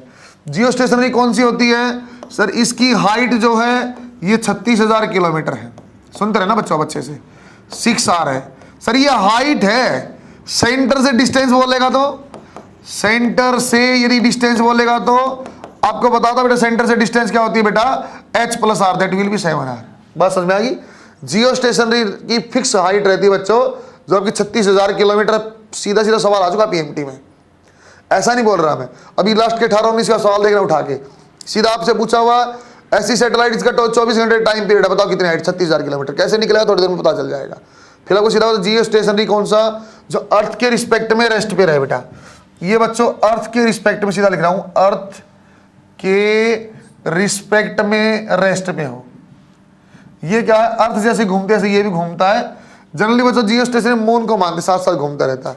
सर कैसी संभावना कैसी होती होगी, ऐसी संभावना होती होगी जो जी मैं यहाँ कोटा खड़ा हूं, कोटा से मैं एक ऐसा रोड लूं और एक चीज पे ऐसे मिला दूं, तो जैसे जैसे कोटा घूमता रहेगा वो साथ साथ घूमता रहेगा। समझे क्या, ऐसी चीज से बाइंड होते सी वो सीधा सीधा चलता रहे, तो उसको बोलते बेटा जियो स्टेशनरी। 7R होता सेंटर से, 6R यहाँ से। टाइम भी होता पड़ेगा फिक्स है, 1 आपका कितना, 24 घंटे। क्यों, अर्थ कितनी देर में एक चक्कर लगाती, 24 घंटे में कितनी देर में लगाएगा, 24 घंटे में। अलग चीज है क्या, हमारे ज्यादा काम आती नहीं है। मून टाइप की बेटा, बस पड़ी है तो पड़ी, हमें कोई काम नहीं। ठीक है भाई, नेचुरल उसकी जो वैल्यू होगी होगी, लेकिन अपने लिए यहाँ कोई खास काम में नहीं। जो पाकिस्तान से लड़ाई में काम आती है या बच्चों मौसम बताने में काम आती है, पोलर सैटेलाइट होते हैं। ये बच्चों नियरर टू अर्थ सरफेस होते हैं बेटा, टू अर्थ सरफेस होते हैं।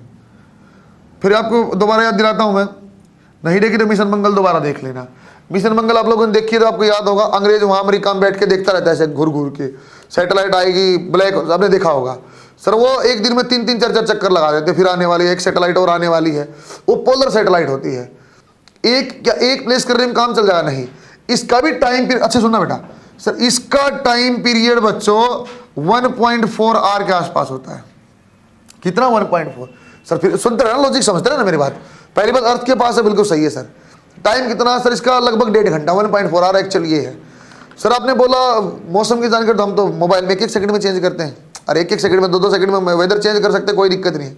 5-5 मिनट में तो होता ही है सर। फिर तो इसका मतलब तो वेदर की जानकारी हमारे पास दोबारा कब आनी चाहिए थी, 1 घंटे 1.4 घंटे बाद। सर ऐसा कैसे आ रहा, एक सैटेलाइट नहीं है बच्चों, हमने इतनी सैटेलाइट प्लेस कर दिया जो हर 1-1 मिनट में हमें जानकारी मिल जाए। वरना सर पाकिस्तान हमला करता है हमें तो 1.5 घंटे बाद पता चलता है, ऐसा तो नहीं हो रहा, साथ पता चलता है। तो एक सैटेलाइट पूरा चक्कर कितनी देर में लगाती है, 1.4 में। लेकिन जैसे ये यहाँ से चलती, पीछे भी दूसरी यहाँ पहुंच गई, फिर ये आगे जाती, इसके पीछे एक और आ गई। तो पहली बात, तो हमें मिनट टू मिनट जानकारी कैसे मिलती है सर, पोलर सैटेलाइट से मिलती है। क्या एक ही सैटेलाइट है, नहीं हजारों सैटेलाइट है, एक साथ 100, 200 ऐसे सैटेलाइट लॉन्च करते हैं एक साथ। आज के टाइम में इंडिया और देशों की भी यहीं से लॉन्च करता है, समझे क्या। तो एक नहीं होती, बहुत सारी है। जानकारी कौन सी, जो आपकी क्विक जानकारियां जल्दी जल्दी मिलती हो, पोलर सैटेलाइट है, नियर टू अर्थ होती है, 1.4R। सर ये कहाँ, यहाँ बिल्कुल चिपक के घूमती होगी क्या, नहीं घूमती, आपको समझा दिया। अर्थ से कुछ ऊपर रहती होगी, 100 किलोमीटर 200 किलोमीटर ऊपर, 500 किलोमीटर ऊपर, इतनी ऊपर घूमती होगी। बच्चे का डाउट सर हवाई जहाज नहीं टकरा जाएगा? अरे नहीं, हवाई जहाज कितनी ऊपर उड़ता है आपका 40,000 स्क्वायर फीट पे। अरे 10 किलोमीटर, 5 किलोमीटर, 8 किलोमीटर, तो लेकिन ये कहाँ चलते हैं बेटा? 100-200 किलोमीटर। सर ऐसे ऊपर कोई और चीज भी होती है, थोड़ा सा वैज्ञानिक बच्चा जान जाएगा। इंटरनेशनल स्पेस सेंटर जानते हो बच्चों आप? वो आप अर्थ से बहुत ऊपर नहीं होता है, वो 200, 400, 500 किलोमीटर पे रहता है, वही रेंज में अर्थ के साथ साथ घूमता रहता है। उसको बोलते हैं मूव करो जल्दी, स्पीड से आप जल्दी भी घूम लेते हैं, उसकी मर्जी। कैसा होता है? पोलर सैटेलाइट जैसे। सही है क्या? अरे दो कंस्ट्रक्शन समझ में, दो दिमाग में क्लियर हुआ बेटा? 24 घंटे वाला जियो स्टेशन नहीं, मेरे को ज्यादा काम का नहीं होता, 36,000 किलोमीटर हाइट पे रहता है, सेंटर से 7 आवर है। सर इसकी हाइट कितनी होती है? इसकी हाइट बेटा 100, 200, 500 किलोमीटर होती है। रेंज लिखा जाए तो ऐसा लिख देता हूं बेटा 100 to 500 किलोमीटर ये हाइट पे रहता है। बच्चों ये हाइट बोल रहा हूं, सेंटर से दूरी नहीं बता रहा। हाइट कितनी होती है? 100-500 किलोमीटर के आसपास। सर 1.4 पर एक फिक्स डाटा कहां से ले आए? डाटा कहां से ले आया? बिल्कुल सरफेस चिपक के मान के मैंने डाटा निकाला हुआ है। सही बना? फिर मान के और अच्छे पढ़ाता हूं आपको। ये कंस्ट्रक्शन आपके दिमाग में होना चाहिए। कोई जियो स्टेशन में आप सवाल देखो और सीधा टिक कर देना, कोई दिक्कत नहीं। 6 आवर हाइट और 7 आवर की सेंटर से दूरी है। 2 सवाल आ चुके बच्चे इकट्ठे ये। लेकिन जितने भी डेरिवेशन में किए ना बेटा एनर्जी का, ये फलान काम सब, वो हम कहां से मानते हैं? बिल्कुल सरफेस से चिपका के मानते हैं, ऑन द सरफेस हम मानते हैं। एक्चुअली कुछ हाइट पे होता होगा तो क्वेश्चन में आएगा तो मैं R+H ले लूँगा, R की जगह। अरे जियो स्टेशनरी सैटेलाइट हम लॉन्च नहीं करते हैं, ऐसे भगवान ने मजबूरी में दिया हुआ है, तो पढ़ी है तो पढ़ी है, मेरे कोई काम की नहीं है। वो काम की मतलब वैसे कुछ होगी तो होगी, साइंस में मेरे कोई ऐसे काम नहीं आ रही कि मून कोई मौसम बता रहा है, कुछ काम नहीं। ऐसे ही ज्ञान बांट रहा हूँ। मून एक नेचुरल सैटेलाइट होती है बेटा। क्या हर प्लेनेट का एक ही होता है? नहीं, अलग अलग है ना। किसी के 27 भी हैं, किसी के 9 भी हैं, सबके लिए है बेकार ही, कोई खास काम है नहीं। मतलब विज्ञान के लिए कोई खास काम नहीं। वैसे पढ़ा तो ठीक है भाई, हो सकता है इसके कारण ग्रेविटेशन फोर्स, इसके कारण भाई अपने पास वेव चलता हो सकता है, इसके कारण ज्वार भाटा आता हो, वो एक अलग चीज़ें हैं। लेकिन वो अपने कोई युद्ध वुद्ध से बचाने वाला है नहीं। वरना मैं उसी को बोल देता हूँ, देखना एक बार मून बताओ मंगल पे कैसा फोटो वोटो भेजो, वो अपने कोई काम का है नहीं। बस ये पढ़ा तो पढ़ा। देखो बेटे एक बार सैटेलाइट का थोड़ा और समझा रहा हूँ। देखो एक बार energy in satellite motion, energy in satellite motion. Satellite motion में बेटा कौन सी एनर्जी होती है, क्या क्या चीजें? अच्छे सुनना बच्चे, दो बातें। अरे टाइम पीरियड वो चीज तो मजाक हो, तो मैं सही बताया था, तुम भी ऐसे समझा। वी बता रहे 2π/v, आप आंसर समझ जाते हैं। ऐसा देख, दोबारा देखो आप, एनर्जी कैसी कैसी हो सकती है? Sir kinetic energy, potential energy या total energy. Sir kinetic energy, अब आपके दिमाग में आना चाहिए बेटा मैं कहाँ कर रहा हूँ? सर ये अर्थ है, अर्थ के बिल्कुल ऊपर आप बात कर रहे हो। तो बेटा यदि काइनेटिक एनर्जी आप बनाओगे, क्या बनाते हैं? Half mv²। सर वी की फॉर्मूला भी हमने लिखा था हाफ gm डिवाइड बाई क्या था बेटा? r। तो ये आ गया sir kinetic energy gmm divide by 2r। बेटा पोटेंशियल एनर्जी पहले निकालते अपने on the surface minus gmm divide by r। यदि कोई बच्चा आपको बोलता टोटल एनर्जी, टोटल आप बता दो। यदि आप कोई बोलता टोटल एनर्जी बताओ सैटेलाइट क्या बोलते हैं? सर काइनेटिक प्लस पोटेंशियल आप कर लो, आंसर आ जाता minus gmm divide by 2r। इन दोनों चीजों को जोड़ देते बेटा ऐसा बन जाता है। देखो बच्चा ऐसा लिख रहा हूं मैं, सर काइनेटिक एनर्जी जो होती है वो टोटल एनर्जी के बराबर होती है, बस माइनस साइन रहता। सही बोला क्या? ये कैसी बेटा? gmm divide by 2r। ये भी क्या बेटा? gmm डिवाइड बाई 2r, बस माइनस साइन के साथ है। लेकिन जो पोटेंशियल एनर्जी होती है क्या आती है सर? पोटेंशियल एनर्जी क्या आएगी बेटा? वो आती है 2 टाइम्स ऑफ, चलो ऐसा, पोटेंशियल एनर्जी क्या आएगी? काइनेटिक के बराबर है क्या? नहीं, बराबर आपका ऐसा भी है और माइनस भी लगा हुआ। सही है क्या? अरे काइनेटिक और पोटेंशियल कैसा रिलेशन है? काइनेटिक की वैल्यू क्या बनेगी? पोटेंशियल से हाफ। काइनेटिक की वैल्यू क्या बनेगी? पोटेंशियल से हाफ, लेकिन माइनस के साइन, क्योंकि साइन देखो बेटा उल्टा है। काइनेटिक पॉजिटिव है और पोटेंशियल आपकी नेगेटिव है। बच्चों की इंपॉर्टेंट ग्राफ बनता है यहाँ। यदि आप बोलते बेटा यहाँ आपके पास एनर्जी है और यहाँ आपके पास आर है, तो किसी में भी देख लो बेटा energy inversely proportional to R, energy inversely proportional, सब में ऐसा ही है। तो बच्चों आप ऐसा बना सकते हो क्या? सर यदि काइनेटिक एनर्जी बनेगी तो इस टाइप से बनेगी। सर जितनी काइनेटिक, ऊपर क्यों बनाई? क्योंकि पॉजिटिव है। ऊपर क्यों बनाई? क्योंकि काइनेटिक एनर्जी पॉजिटिव है। क्या काइनेटिक नेगेटिव हो सकती है? हो ही नहीं सकती है। स्पीड होता है, मास होता है, हाफ होता है, सारी चीजें पॉजिटिव है।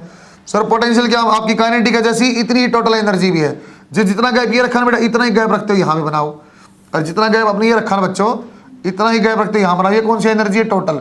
सर ऐसे क्यों बोल रहे इतना ही रख के बनाओ? क्योंकि बेटा दोनों की वैल्यू क्या थी? Same, gmm divide by 2r। इसकी वैल्यू क्या बेटा? gmm divide by 2r। क्या बेटा पोटेंशियल की वैल्यू क्या थी? इससे ज्यादा। पोटेंशियल कहाँ बन जाएगी बच्चों? इसकी वैल्यू, पोटेंशियल की value gmm divide by r। ये क्या था? 2r। वो क्या बेटा? r। तो इसके कहाँ बना सकते हैं बेटा वैल्यू? r की वैल्यू कम हुई। और कैसे पता चलेगा सर 2r ज्यादा इफेक्टिव है कि r इनवर्सली प्रोपोर्शनल में? 2r। तो कहाँ बन जाएगी बच्चों? इसकी और पास में है, मिलेगी ये भी जाके इनफाइनाइट पे ही मिलेगी, वो भी जाके इनफाइनाइट पे। सही है क्या? बच्चों एनर्जी का ग्राफ आया, आपको सिर्फ इतना पता होना चाहिए इनवर्सली प्रोपोर्शनल टू आर है। एक बात, काइनेटिक हमेशा पॉजिटिव ऊपर रहेगी, सर जितना काइनेटिक इतना ही टोटल एनर्जी, क्योंकि दोनों वैल्यू बराबर, बस साइन परिवर्तन है। लेकिन पोटेंशियल की वैल्यू क्या बच्चों, टोटल की वैल्यू क्या है, पोटेंशियल की माइनस Gm/r क्लोज चली जाएगी आपकी, सही है क्या? बिना शाबाश,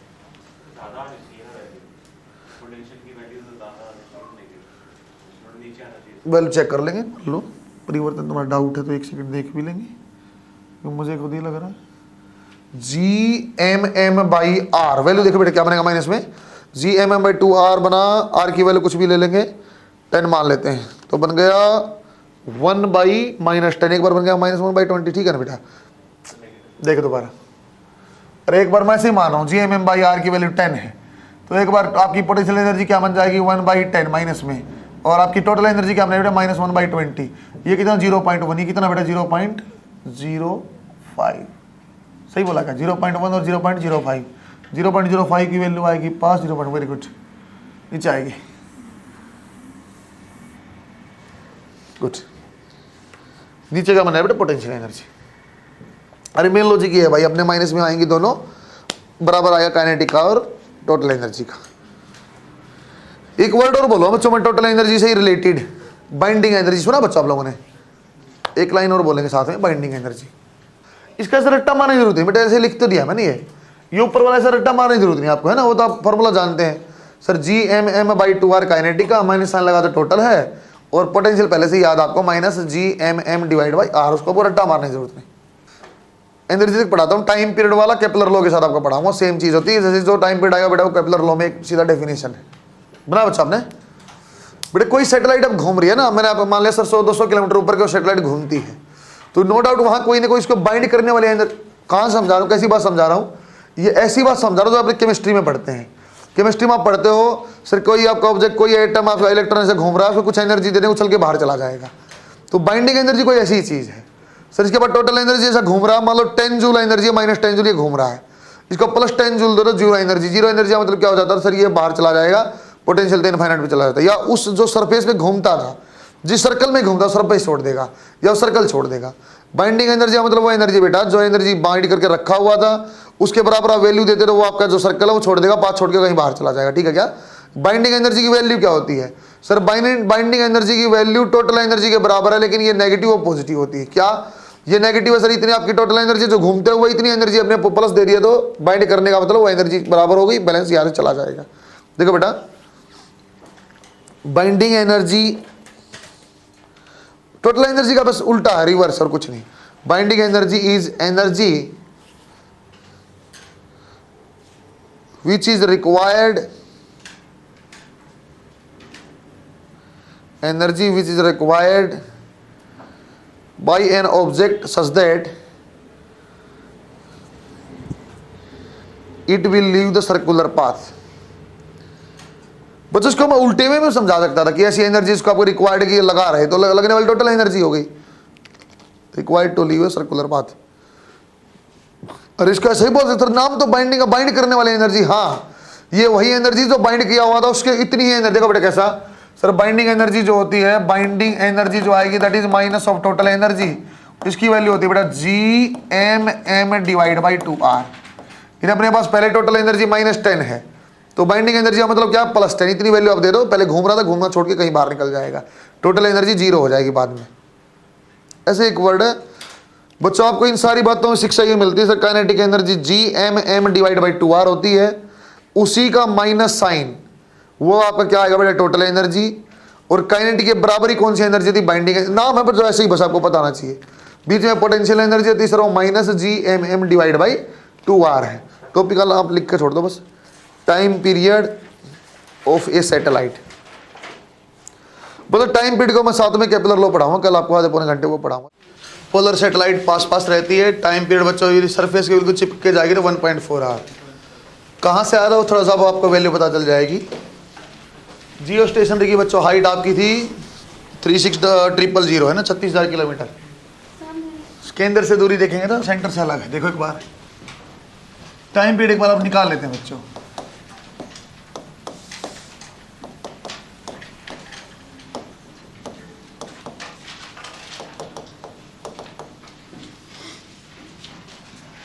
देखो बच्चे एक बार टाइम पीरियड क्या आएगा बेटा, यदि अपने पास है 2 पाई आर, चलो एक बार बच्चों आपको आर से आपको क्या मान रहे, रेडियस माना अर्थ की, ये अपनी अर्थ थी बच्चों, ऐसा रोटेशन था, आर इसकी रेडियस थी।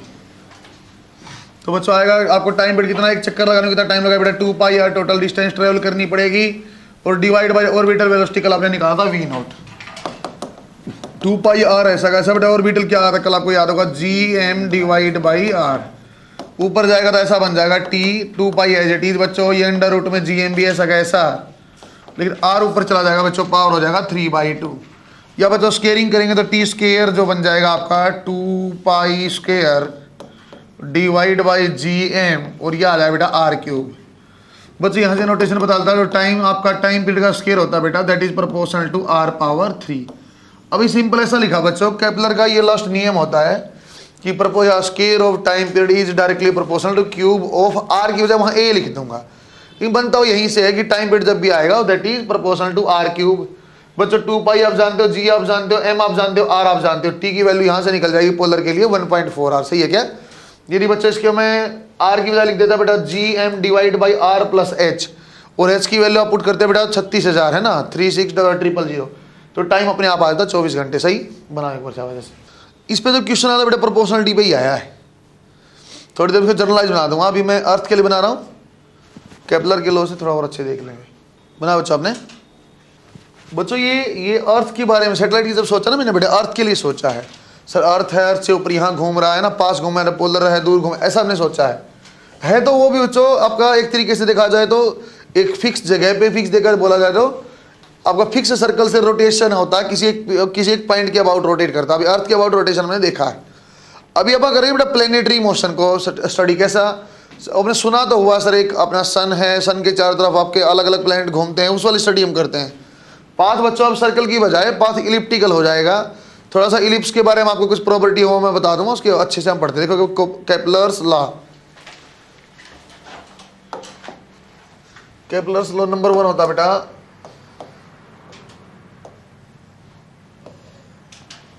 नंबर 1 आपने बेटा केपलर लॉ में लॉ ऑफ ऑर्बिट्स,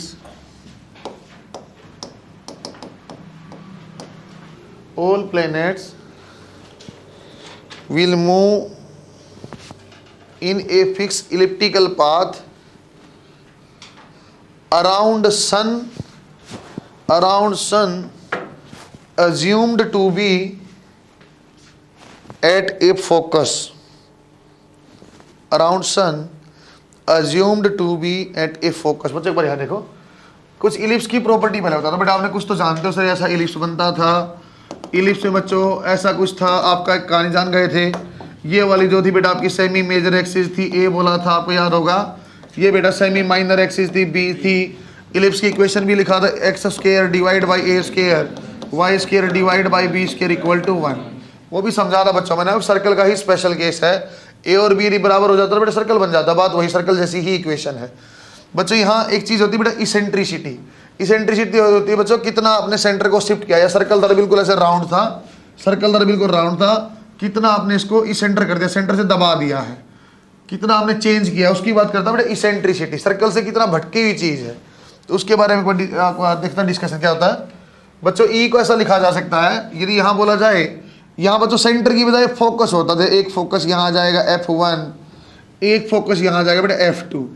तो इसने पहले लोगों ने क्या बोला, सन को कहीं भी एक फोकस पे मान लो, जैसे बच्चों में यहाँ मान लेता हूँ बेटे सन है, आपकी मर्जी किसी भी एक पे मान लो, उसके बाद आपने फिक्स कर दिया है। सर यदि यहाँ है तो बेटा प्लेनेट इलिप्टिकल पाथ में से घूमेगा, एक प्लेनेट यहाँ घूम रहा है, एक इसके ऊपर इलिप्टिकल पाथ होगा, उससे बड़ा होगा, ऐसे अलग अलग आपके पाथ में अलग अलग प्लेनेट सन के अराउंड में घूमते। पहले तो सिर्फ ये बोला बच्चों, ये वाली दूरी देखो कितनी बन जाएगी, इसको बोला जाता है बेटा a इंटू ई, इस दूरी को बोला जाता है बेटा आपका a इंटू ई। कहाँ से आया सर, ये ओ पॉइंट यदि ओरिजिन बोले तो ओरिजिन से फोकस के बीच की दूरी को बोला जाता है a इंटू ई। ए क्या था, सेमी मेजर एक्सिस है बच्चों, और आपकी ई क्या, इसेंट्रिसिटी। इसेंट्रिसिटी बच्चों वैल्यू दी रहती है 1/2, 1/3, 3/4, ऐसा कुछ भी दिया रहता है। दोबारा देखो आप, तो इसका मतलब सर यहाँ वाली दूरी क्या, अलग से देखना बेटा एक बार अच्छे से। मैं बोला बच्चों इस पॉइंट से और सन से क्या दूरी हो जाएगी बेटा, ये आपकी आर मिनिमम, और सन से बेटा इस बिंदु पे दूरी क्या हो जाएगी, यहाँ तक की दूरी क्या हो जाएगी, आर मैक्सिमम। तो दोबारा एक बार देखो सर, यदि आपको लिखना पड़ जाए आर मिनिमम, क्या आर मिनिमम ये आएगा सर, यहां से यहाँ की टोटल दूरी ए था और ये ए ई है, तो ए माइनस ए ई लिखा जाए तो बेटा 1 माइनस ई आएगा। यदि कोई बोला बेटा आप आर मैक्सिमम आप बताओ, आर मैक्सिमम लिखें तो क्या आ जाएगा सर, यहाँ इस पॉइंट से यहाँ की दूरी, तो क्या लिखेंगे सर, ये आपका क्या है ए ई और ये पहले ही क्या था ए, तो ए प्लस ए ई आपका आ जाएगा बेटा ए 1 प्लस ई। ऐसे ही मैं पूछ रहा बेटा, ऐसे ही बता रहा आपको। कई बार रेशियो काम में आ जाती है कि R maximum to R minimum बताओ या R minimum to R maximum बताओ, कहीं और तरीके से यूज में आएगा। सिर्फ आपको पता होना चाहिए सर, मिनिमम है तो आपका ए ब्रैकेट में 1 माइनस ई है और मैक्सिमम है तो बेटा ए ब्रैकेट में ए आपका 1 प्लस ई है। ये आपका बच्चों आपका कुछ बन जाता। एक और बोला कि आप इलिप्स के ऊपर कहीं भी एक पॉइंट मार्क कर लो बेटा, इलिप्स के ऊपर कहीं भी एक पॉइंट मार्क कर लो सर, आपका फोकस F1 से दूरी और फोकस ऐसा F1P और F2P जो बेटा हमेशा कांस्टेंट होगा, वैल्यू होगी 2E। कुछ प्रॉपर्टी बच्चों याद करनी पड़ेगी, प्रूव होती है मैथ्स में होती है, अपने लिए काम नहीं आएगा। कहीं भी इलिप्स सर यहाँ पॉइंट है तब भी सही है क्या, यहाँ पॉइंट है वो तब भी सही है क्या, मैं लिखवा भी दूंगा। You can mark A point on ellipse at any, आपका सर्कल पे कहीं भी आप मार्क करो, यहाँ करो यहाँ करो यहाँ करो, कहीं भी आपने एक पॉइंट मार्क किया तो जो फोकस से दूरी आएगी दोनों से उनका सम जो आएगा वो always constant that is equal to 2 है। 2-3 प्रॉपर्टी ध्यान दिया। सेमी मेजर सेमी माइनर में पहले ही जानता था सर, एक यहाँ से ए ई हो गया, नई बात आ गई है। R minimum R maximum simple जोड़ किया है और एक पॉइंट कहीं भी इलिप्स पे आपने मार्क किया, F1 और F2 से जो दूरी का सम होगा बच्चों वो हमेशा कांस्टेंट दैट इज 2 है। सही है क्या, बनाओ एक बार ये सारी चीजें ऐसा लिख लेना बेटा, distance between any point on ellipse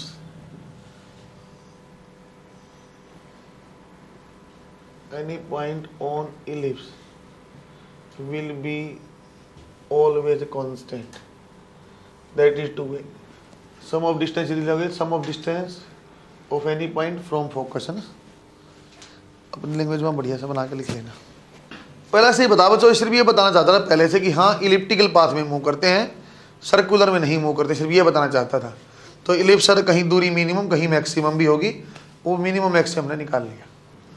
बच्चों ये वाली प्रॉपर्टी जब महत्वपूर्ण होती, जब इंपॉर्टेंट थी बेटा, जब एम्स होता था, समझे। एम्स में वो सीधे ऐसे सवाल पूछता था प्रॉपर्टी रिलेटेड, आपको प्रीवियस ईयर में एम्स में ही मिलेगा, ये पीएमटी में सवाल ऐसा नहीं मिलता है।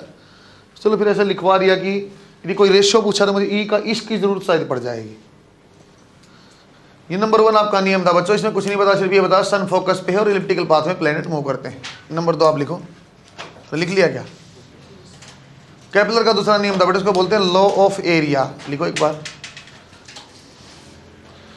Law of area. एक बार समझाता हूं बच्चों, आप अच्छे समझना। वो वाला अपने को आर मिनिमम मैक्सिमम वाला कंसेप्ट भी समझ में आएगा, क्या मुझे जरूरत थी, क्यों अपने को ऐसा करना पड़ता। देखो एक बार बना लिया बच्चा आपने, यहाँ देखो बेटा, उसने वही एक डायग्राम दोबारा बना लिया बच्चों। मैंने यहाँ पे आपका ऐसा ऐसा और यहाँ पे हमने क्या बोल दिया, यहाँ पे बच्चों ऐसे सन रखा हुआ, सन है।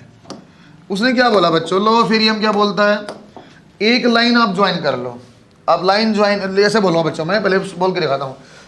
Line joining from sun to ellipse will swipe equal area in equal time interval.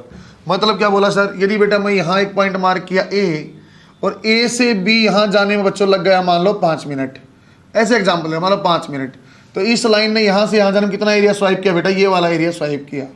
तो सिर्फ अगली 5 मिनट में भी कभी भी 5 मिनट आप लोगे तो मान लो बेटा एक बार मैंने पॉइंट मार्क किया सर यहाँ, ये मैंने बोल दिया ए डैश, और 5 मिनट में कहाँ जाएगा, तो मैं बोला सर ऐसी जगह जाएगा कि एरिया स्वाइप आपका बराबर रहे। मान लो बी डैश, तो एरिया स्वाइप आपका क्या रहेगा, हमेशा बराबर। इसको बोला जाता है बच्चों actually D A by D T को बोला जाता है यहाँ एरियल वेलोसिटी। एरियल वेलोसिटी ये वैल्यू हमेशा कांस्टेंट रहती है बच्चों, ये सेकंड वाला नियम बोलता है। इससे एक लॉजिक और पता चलेगा सर, जब आपने बोला ए से बी में भी वही एरिया है, ए डैश से बी डैश में वही एरिया है। बच्चों देखो बेटा दिखाई दे रहा होगा, ए से बी कम दूरी है और ए डैश से बी डैश ज्यादा दूरी है। क्यों, ये पॉइंट पास है, एरिया आपको बराबर चलना है। एरिया बराबर चलना, क्या चलना पड़ेगा, यहाँ आपको ज्यादा स्पीड से जाना पड़ेगा। तो वो आपको पता भी चल जाएगा, थोड़ी देर में प्रूफ भी हो जाएगा। दोबारा बोलो एक बार, एक दोबारा बोल रहा बच्चों, सन से जो लाइन आप ज्वाइन करोगे, किसी भी पॉइंट पे ज्वाइन करो, ये बराबर टाइम इंटरवल में बराबर एरिया स्वाइप करती है। यदि बच्चों मान लो मैं यहाँ देखता, दोबारा मोटा मोटा एक बार देखो फटाफट बेटा, यहाँ से यहाँ देखा सर ये सिर्फ ये एरिया है, ये एरिया मान लो 10 यूनिट है, तो यहाँ भी आपको 10 यूनिट चलने के लिए ज़्यादा चलना पड़ेगा क्योंकि ज़्यादा फैला हुआ था कि पास पास है। तो सर ये ए और बी है, ये आपका ए डैश और बी डैश है। मैं बोलता बच्चों यहाँ स्पीड ज़्यादा होगी कि पहले वाले में, 1 में स्पीड ज़्यादा होगी 2 में, तो मैं ऐसा बोलूँगा सर वहाँ कम चलना पड़ा, स्पीड कम, क्योंकि टाइम तक आपका बराबर है। टाइम आपका वहाँ भी 5 मिनट है, यहाँ भी 5 मिनट है, तो स्पीड किस में ज़्यादा होगी सर? जिसमें ज़्यादा दूर चलना पड़ेगा कार पे। तो जो आपका पॉइंट बच्चों पास में होता है वहाँ स्पीड ज़्यादा होती है, उससे आपको पता भी चल जाएगा। बच्चों यदि पहले वाला बात मैं यूज करके बस पूछो बच्चों, इसमें ये पॉइंट यदि मैंने बोल दिया 1 और ये पॉइंट बोल दिया 2, तो आपकी पूरी इलिप्टिकल पाथ में 1 पॉइंट क्या बेटा जो मैक्सिमम दूरी पे सन से, 2 पॉइंट क्या बेटा जो मिनिमम दूरी पे है आपका सन से। तो सबसे अधिकतम सबसे मैक्सिमम स्पीड कहाँ होगी सर? 2 पॉइंट के ऊपर। जहां आर सबसे कम होगा वहां पे वी क्या होगा? सबसे ज्यादा। क्यों? टाइम का बराबर बोले, प्रूफ भी हो जाएगा। बच्चों इसको मैं ऐसा लिख सकता हूँ, यदि आर रेडियस है तो आप ट्राइंगल के हिसाब से हाफ इंटू आर रेडियस लिया बेटा, मैंने ट्राइंगल मान लेते हैं, प्लेट मान के हाफ इंटू आपका रेडियस और इंटू क्या लिया बेटा? Length, R into theta. ये ट्रेवल करता था क्या आ जाएगा? R theta. तो ऐसा लिखा जा सकता था बच्चों, ये आपका तो D A by D T, ठीक है, रियल वेलोसिटी। मैं एरिया लिख रहा हूं बच्चों फिलहाल।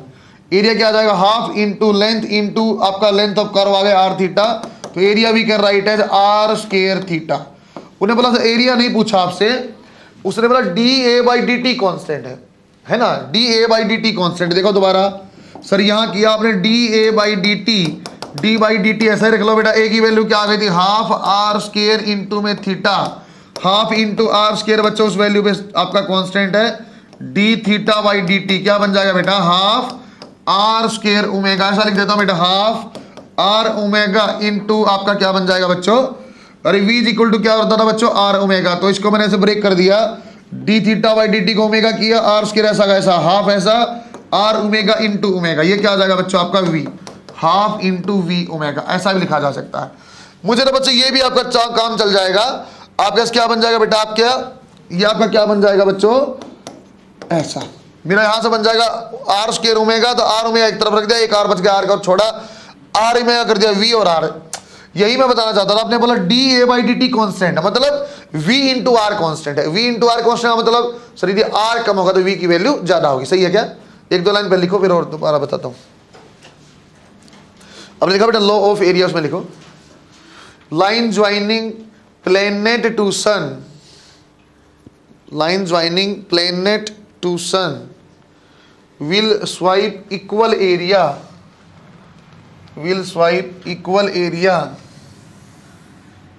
in equal time interval, will swipe equal area in equal time interval. That means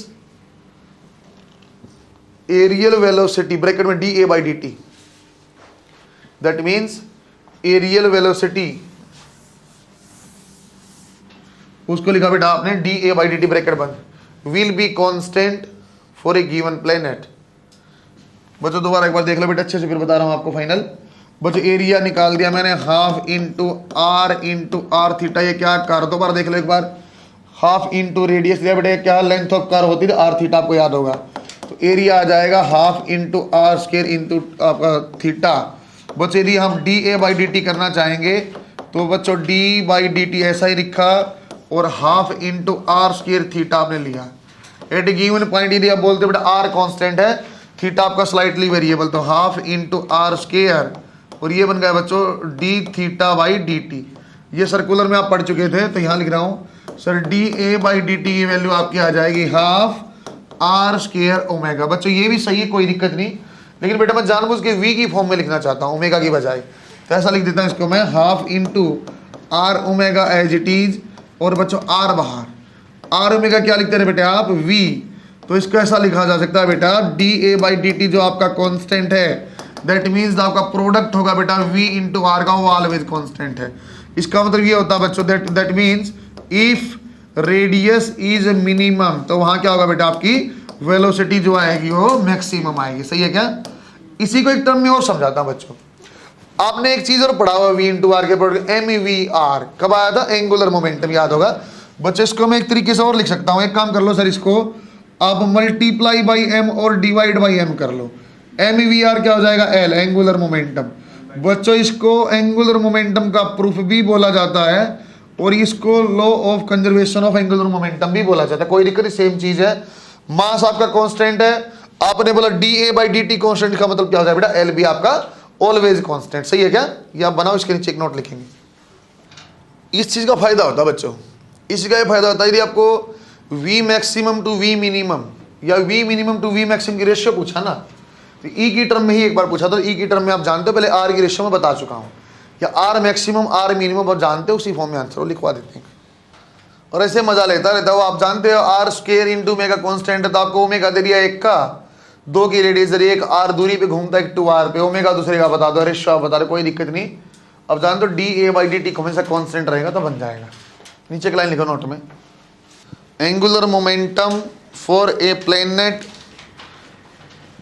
moving in an elliptical path around sun, angular momentum for a planet moving in an elliptical path around sun will always be conserved, will always be conserved। छोटा सा question ये form में अभी आपको बता देता हूं ना बच्चा, आपने फाइंड आउट, क्वेश्चन लिखो छोटा सा, find out ratio of maximum speed of planet to minimum speed of planet when moving in an elliptical path of eccentricity is equal to 1/3, moving in an elliptical path of eccentricity E is equal to 1/3। बच्चों जो इसके ऐसे नाम भी होते हैं बेटा, आपको मिनिमम मैक्सिमम बोलने के लिए हम नाम बोलते थे, इस पॉइंट का नाम होता, जो 1 और 2 मैंने बोला ना बच्चों, आपको याद करने के लिए बता रहा हूं। एक जो आपका पास में पॉइंट है उसका नाम होता है बेटा पेरिजी या पेरीहिलियन, पास वाले याद कर लेना, एक आएगा एपीहिलियन या एपोजी पेरिजी, ऐसे नाम होता है, बस ऐसे डरने की जरूरत नहीं है। एक तो बेटा एपोजी, उसका डरने की जरूरत नहीं, हम जानते हैं सर, पास वाले का याद करेंगे, 2 ही नाम, एक पास में एक दूर में, पास वाले का नाम पी से बनता है बच्चे, या तो पेरिजी बोलेगा या पेरीहिलियन बोल देगा बेटा। वेलोसिटी आप बताओ रेशियो किसकी, एपीहिलियन टू पेरीहिलियन या एपोजी टू पेरिजी, डरने की जरूरत नहीं सर, पी माने पास, पास वाले आप पूछा, पास वाले का मतलब आपसे कौन सी स्पीड होता है बेटा, पास पे मैक्सिमम, ये आप जानने चाहिए।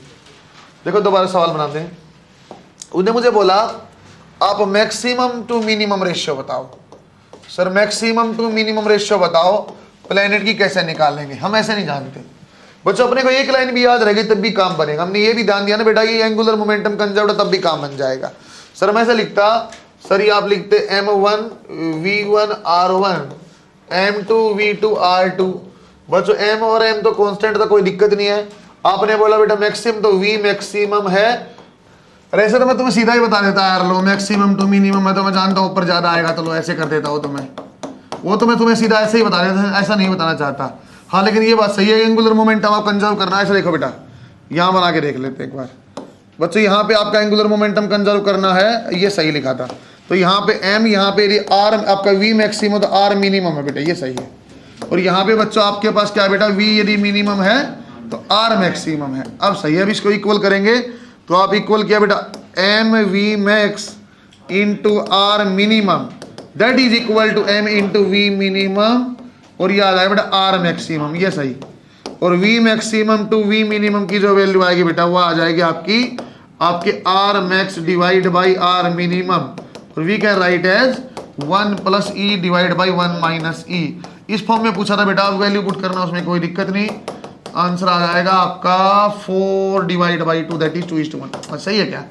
अब सही है, इस पॉइंट के ऊपर, इस पॉइंट के ऊपर देखेंगे आप, एंगुलर मोमेंटम कंजर्वेशन हो जाएगा। बनाओ शाबाश, वो तो मैं सीधा बताता बेटा, मैक्सिमम माने ज्यादा वैल्यू आएगी, ऊपर जोड़ लो, सीधा रेशियो पूछता बेटा, आर की पूछ लिया या तो इसकी पूछ लिया।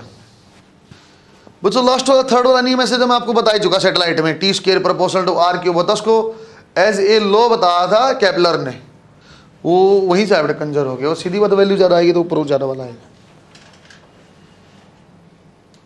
लास्ट लिखो बेटा थर्ड वाला, लॉ ऑफ पीरियड्स। बच्चों ये एक्चुअली तो सैटेलाइट वाले में आ जाता है, टी स्क्वायर प्रोपोर्शनल, सिंपल लिखवाना है बच्चों, यहाँ ए वर्ड लिखवा, मैं आर की बजाय ए लिखवा बेटा। ए का लिखने का मतलब होता है, पहले आप डिफाइन कर चुके हैं, इसमें सेमी मेजर एक्सिस होती है, बी आपकी सेमी माइनर, सेमी मेजर से आप टाइम पीरियड बताते हो, उस चीज आपने लेना।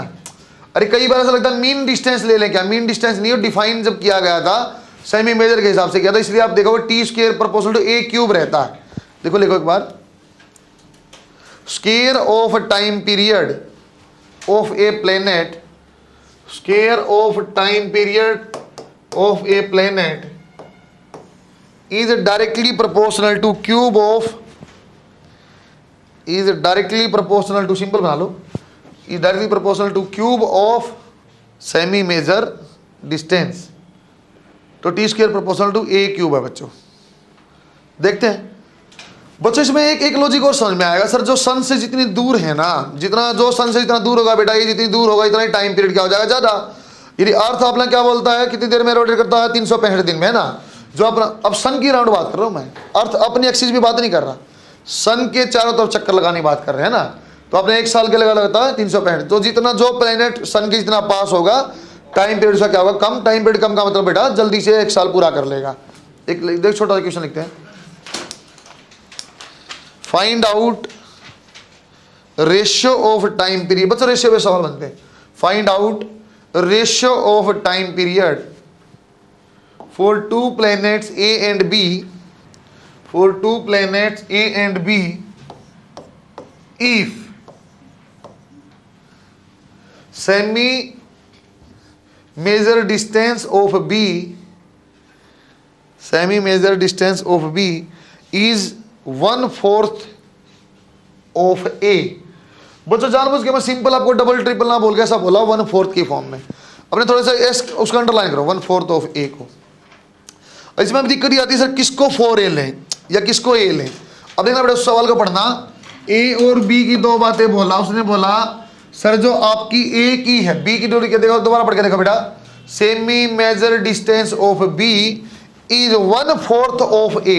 यदि A की वैल्यू A है तो B की क्या आ जाएगी बेटा, अरे सही है क्या, सही बोला बेटा मैंने, दोबारा पढ़ के देखा, B की जो डिस्टेंस है 1/4 ऑफ A से चौथा है, तो इसका A का A माना तो B का ऐसा। सिंपल सवाल बन जाएगा, A डिवाइड बाई B, आपने बोला कि पहले A बोला तो स्क्वायर में आ जाएगा बेटा, दैट इज प्रोपोर्शनल टू, ये आपका directly proportional to A divide by B, और ये आ जाएगा क्यूब में, तो ये TA divide by TB is equal to, ratio आपने लिया तो क्या आ जाएगा, A की A डिवाइड बाई 4, और आपका आ जाएगा 3/2। सोल्व किया था बेटा, 4 को लिखा मैंने 2/2 ऊपर चला गया, और ये 3/2, आंसर आ जाएगा बच्चों 8:1। सही है क्या, ये भी समझ में आ जाए, जब planet nearer to sun will have lesser time period, है ना, उसका साल क्या होगा बेटा, छोटा साल होता है। ये बनाओ, नीचे एक नोट लिख लेंगे। ग्रेविटेशन में आपको ग्राफ ध्यान देना अच्छे से, एस्केप ऑर्बिटल जब आगे आया था, एनर्जी कंजर्वेशन वाले सवाल ढंग से देखने हैं।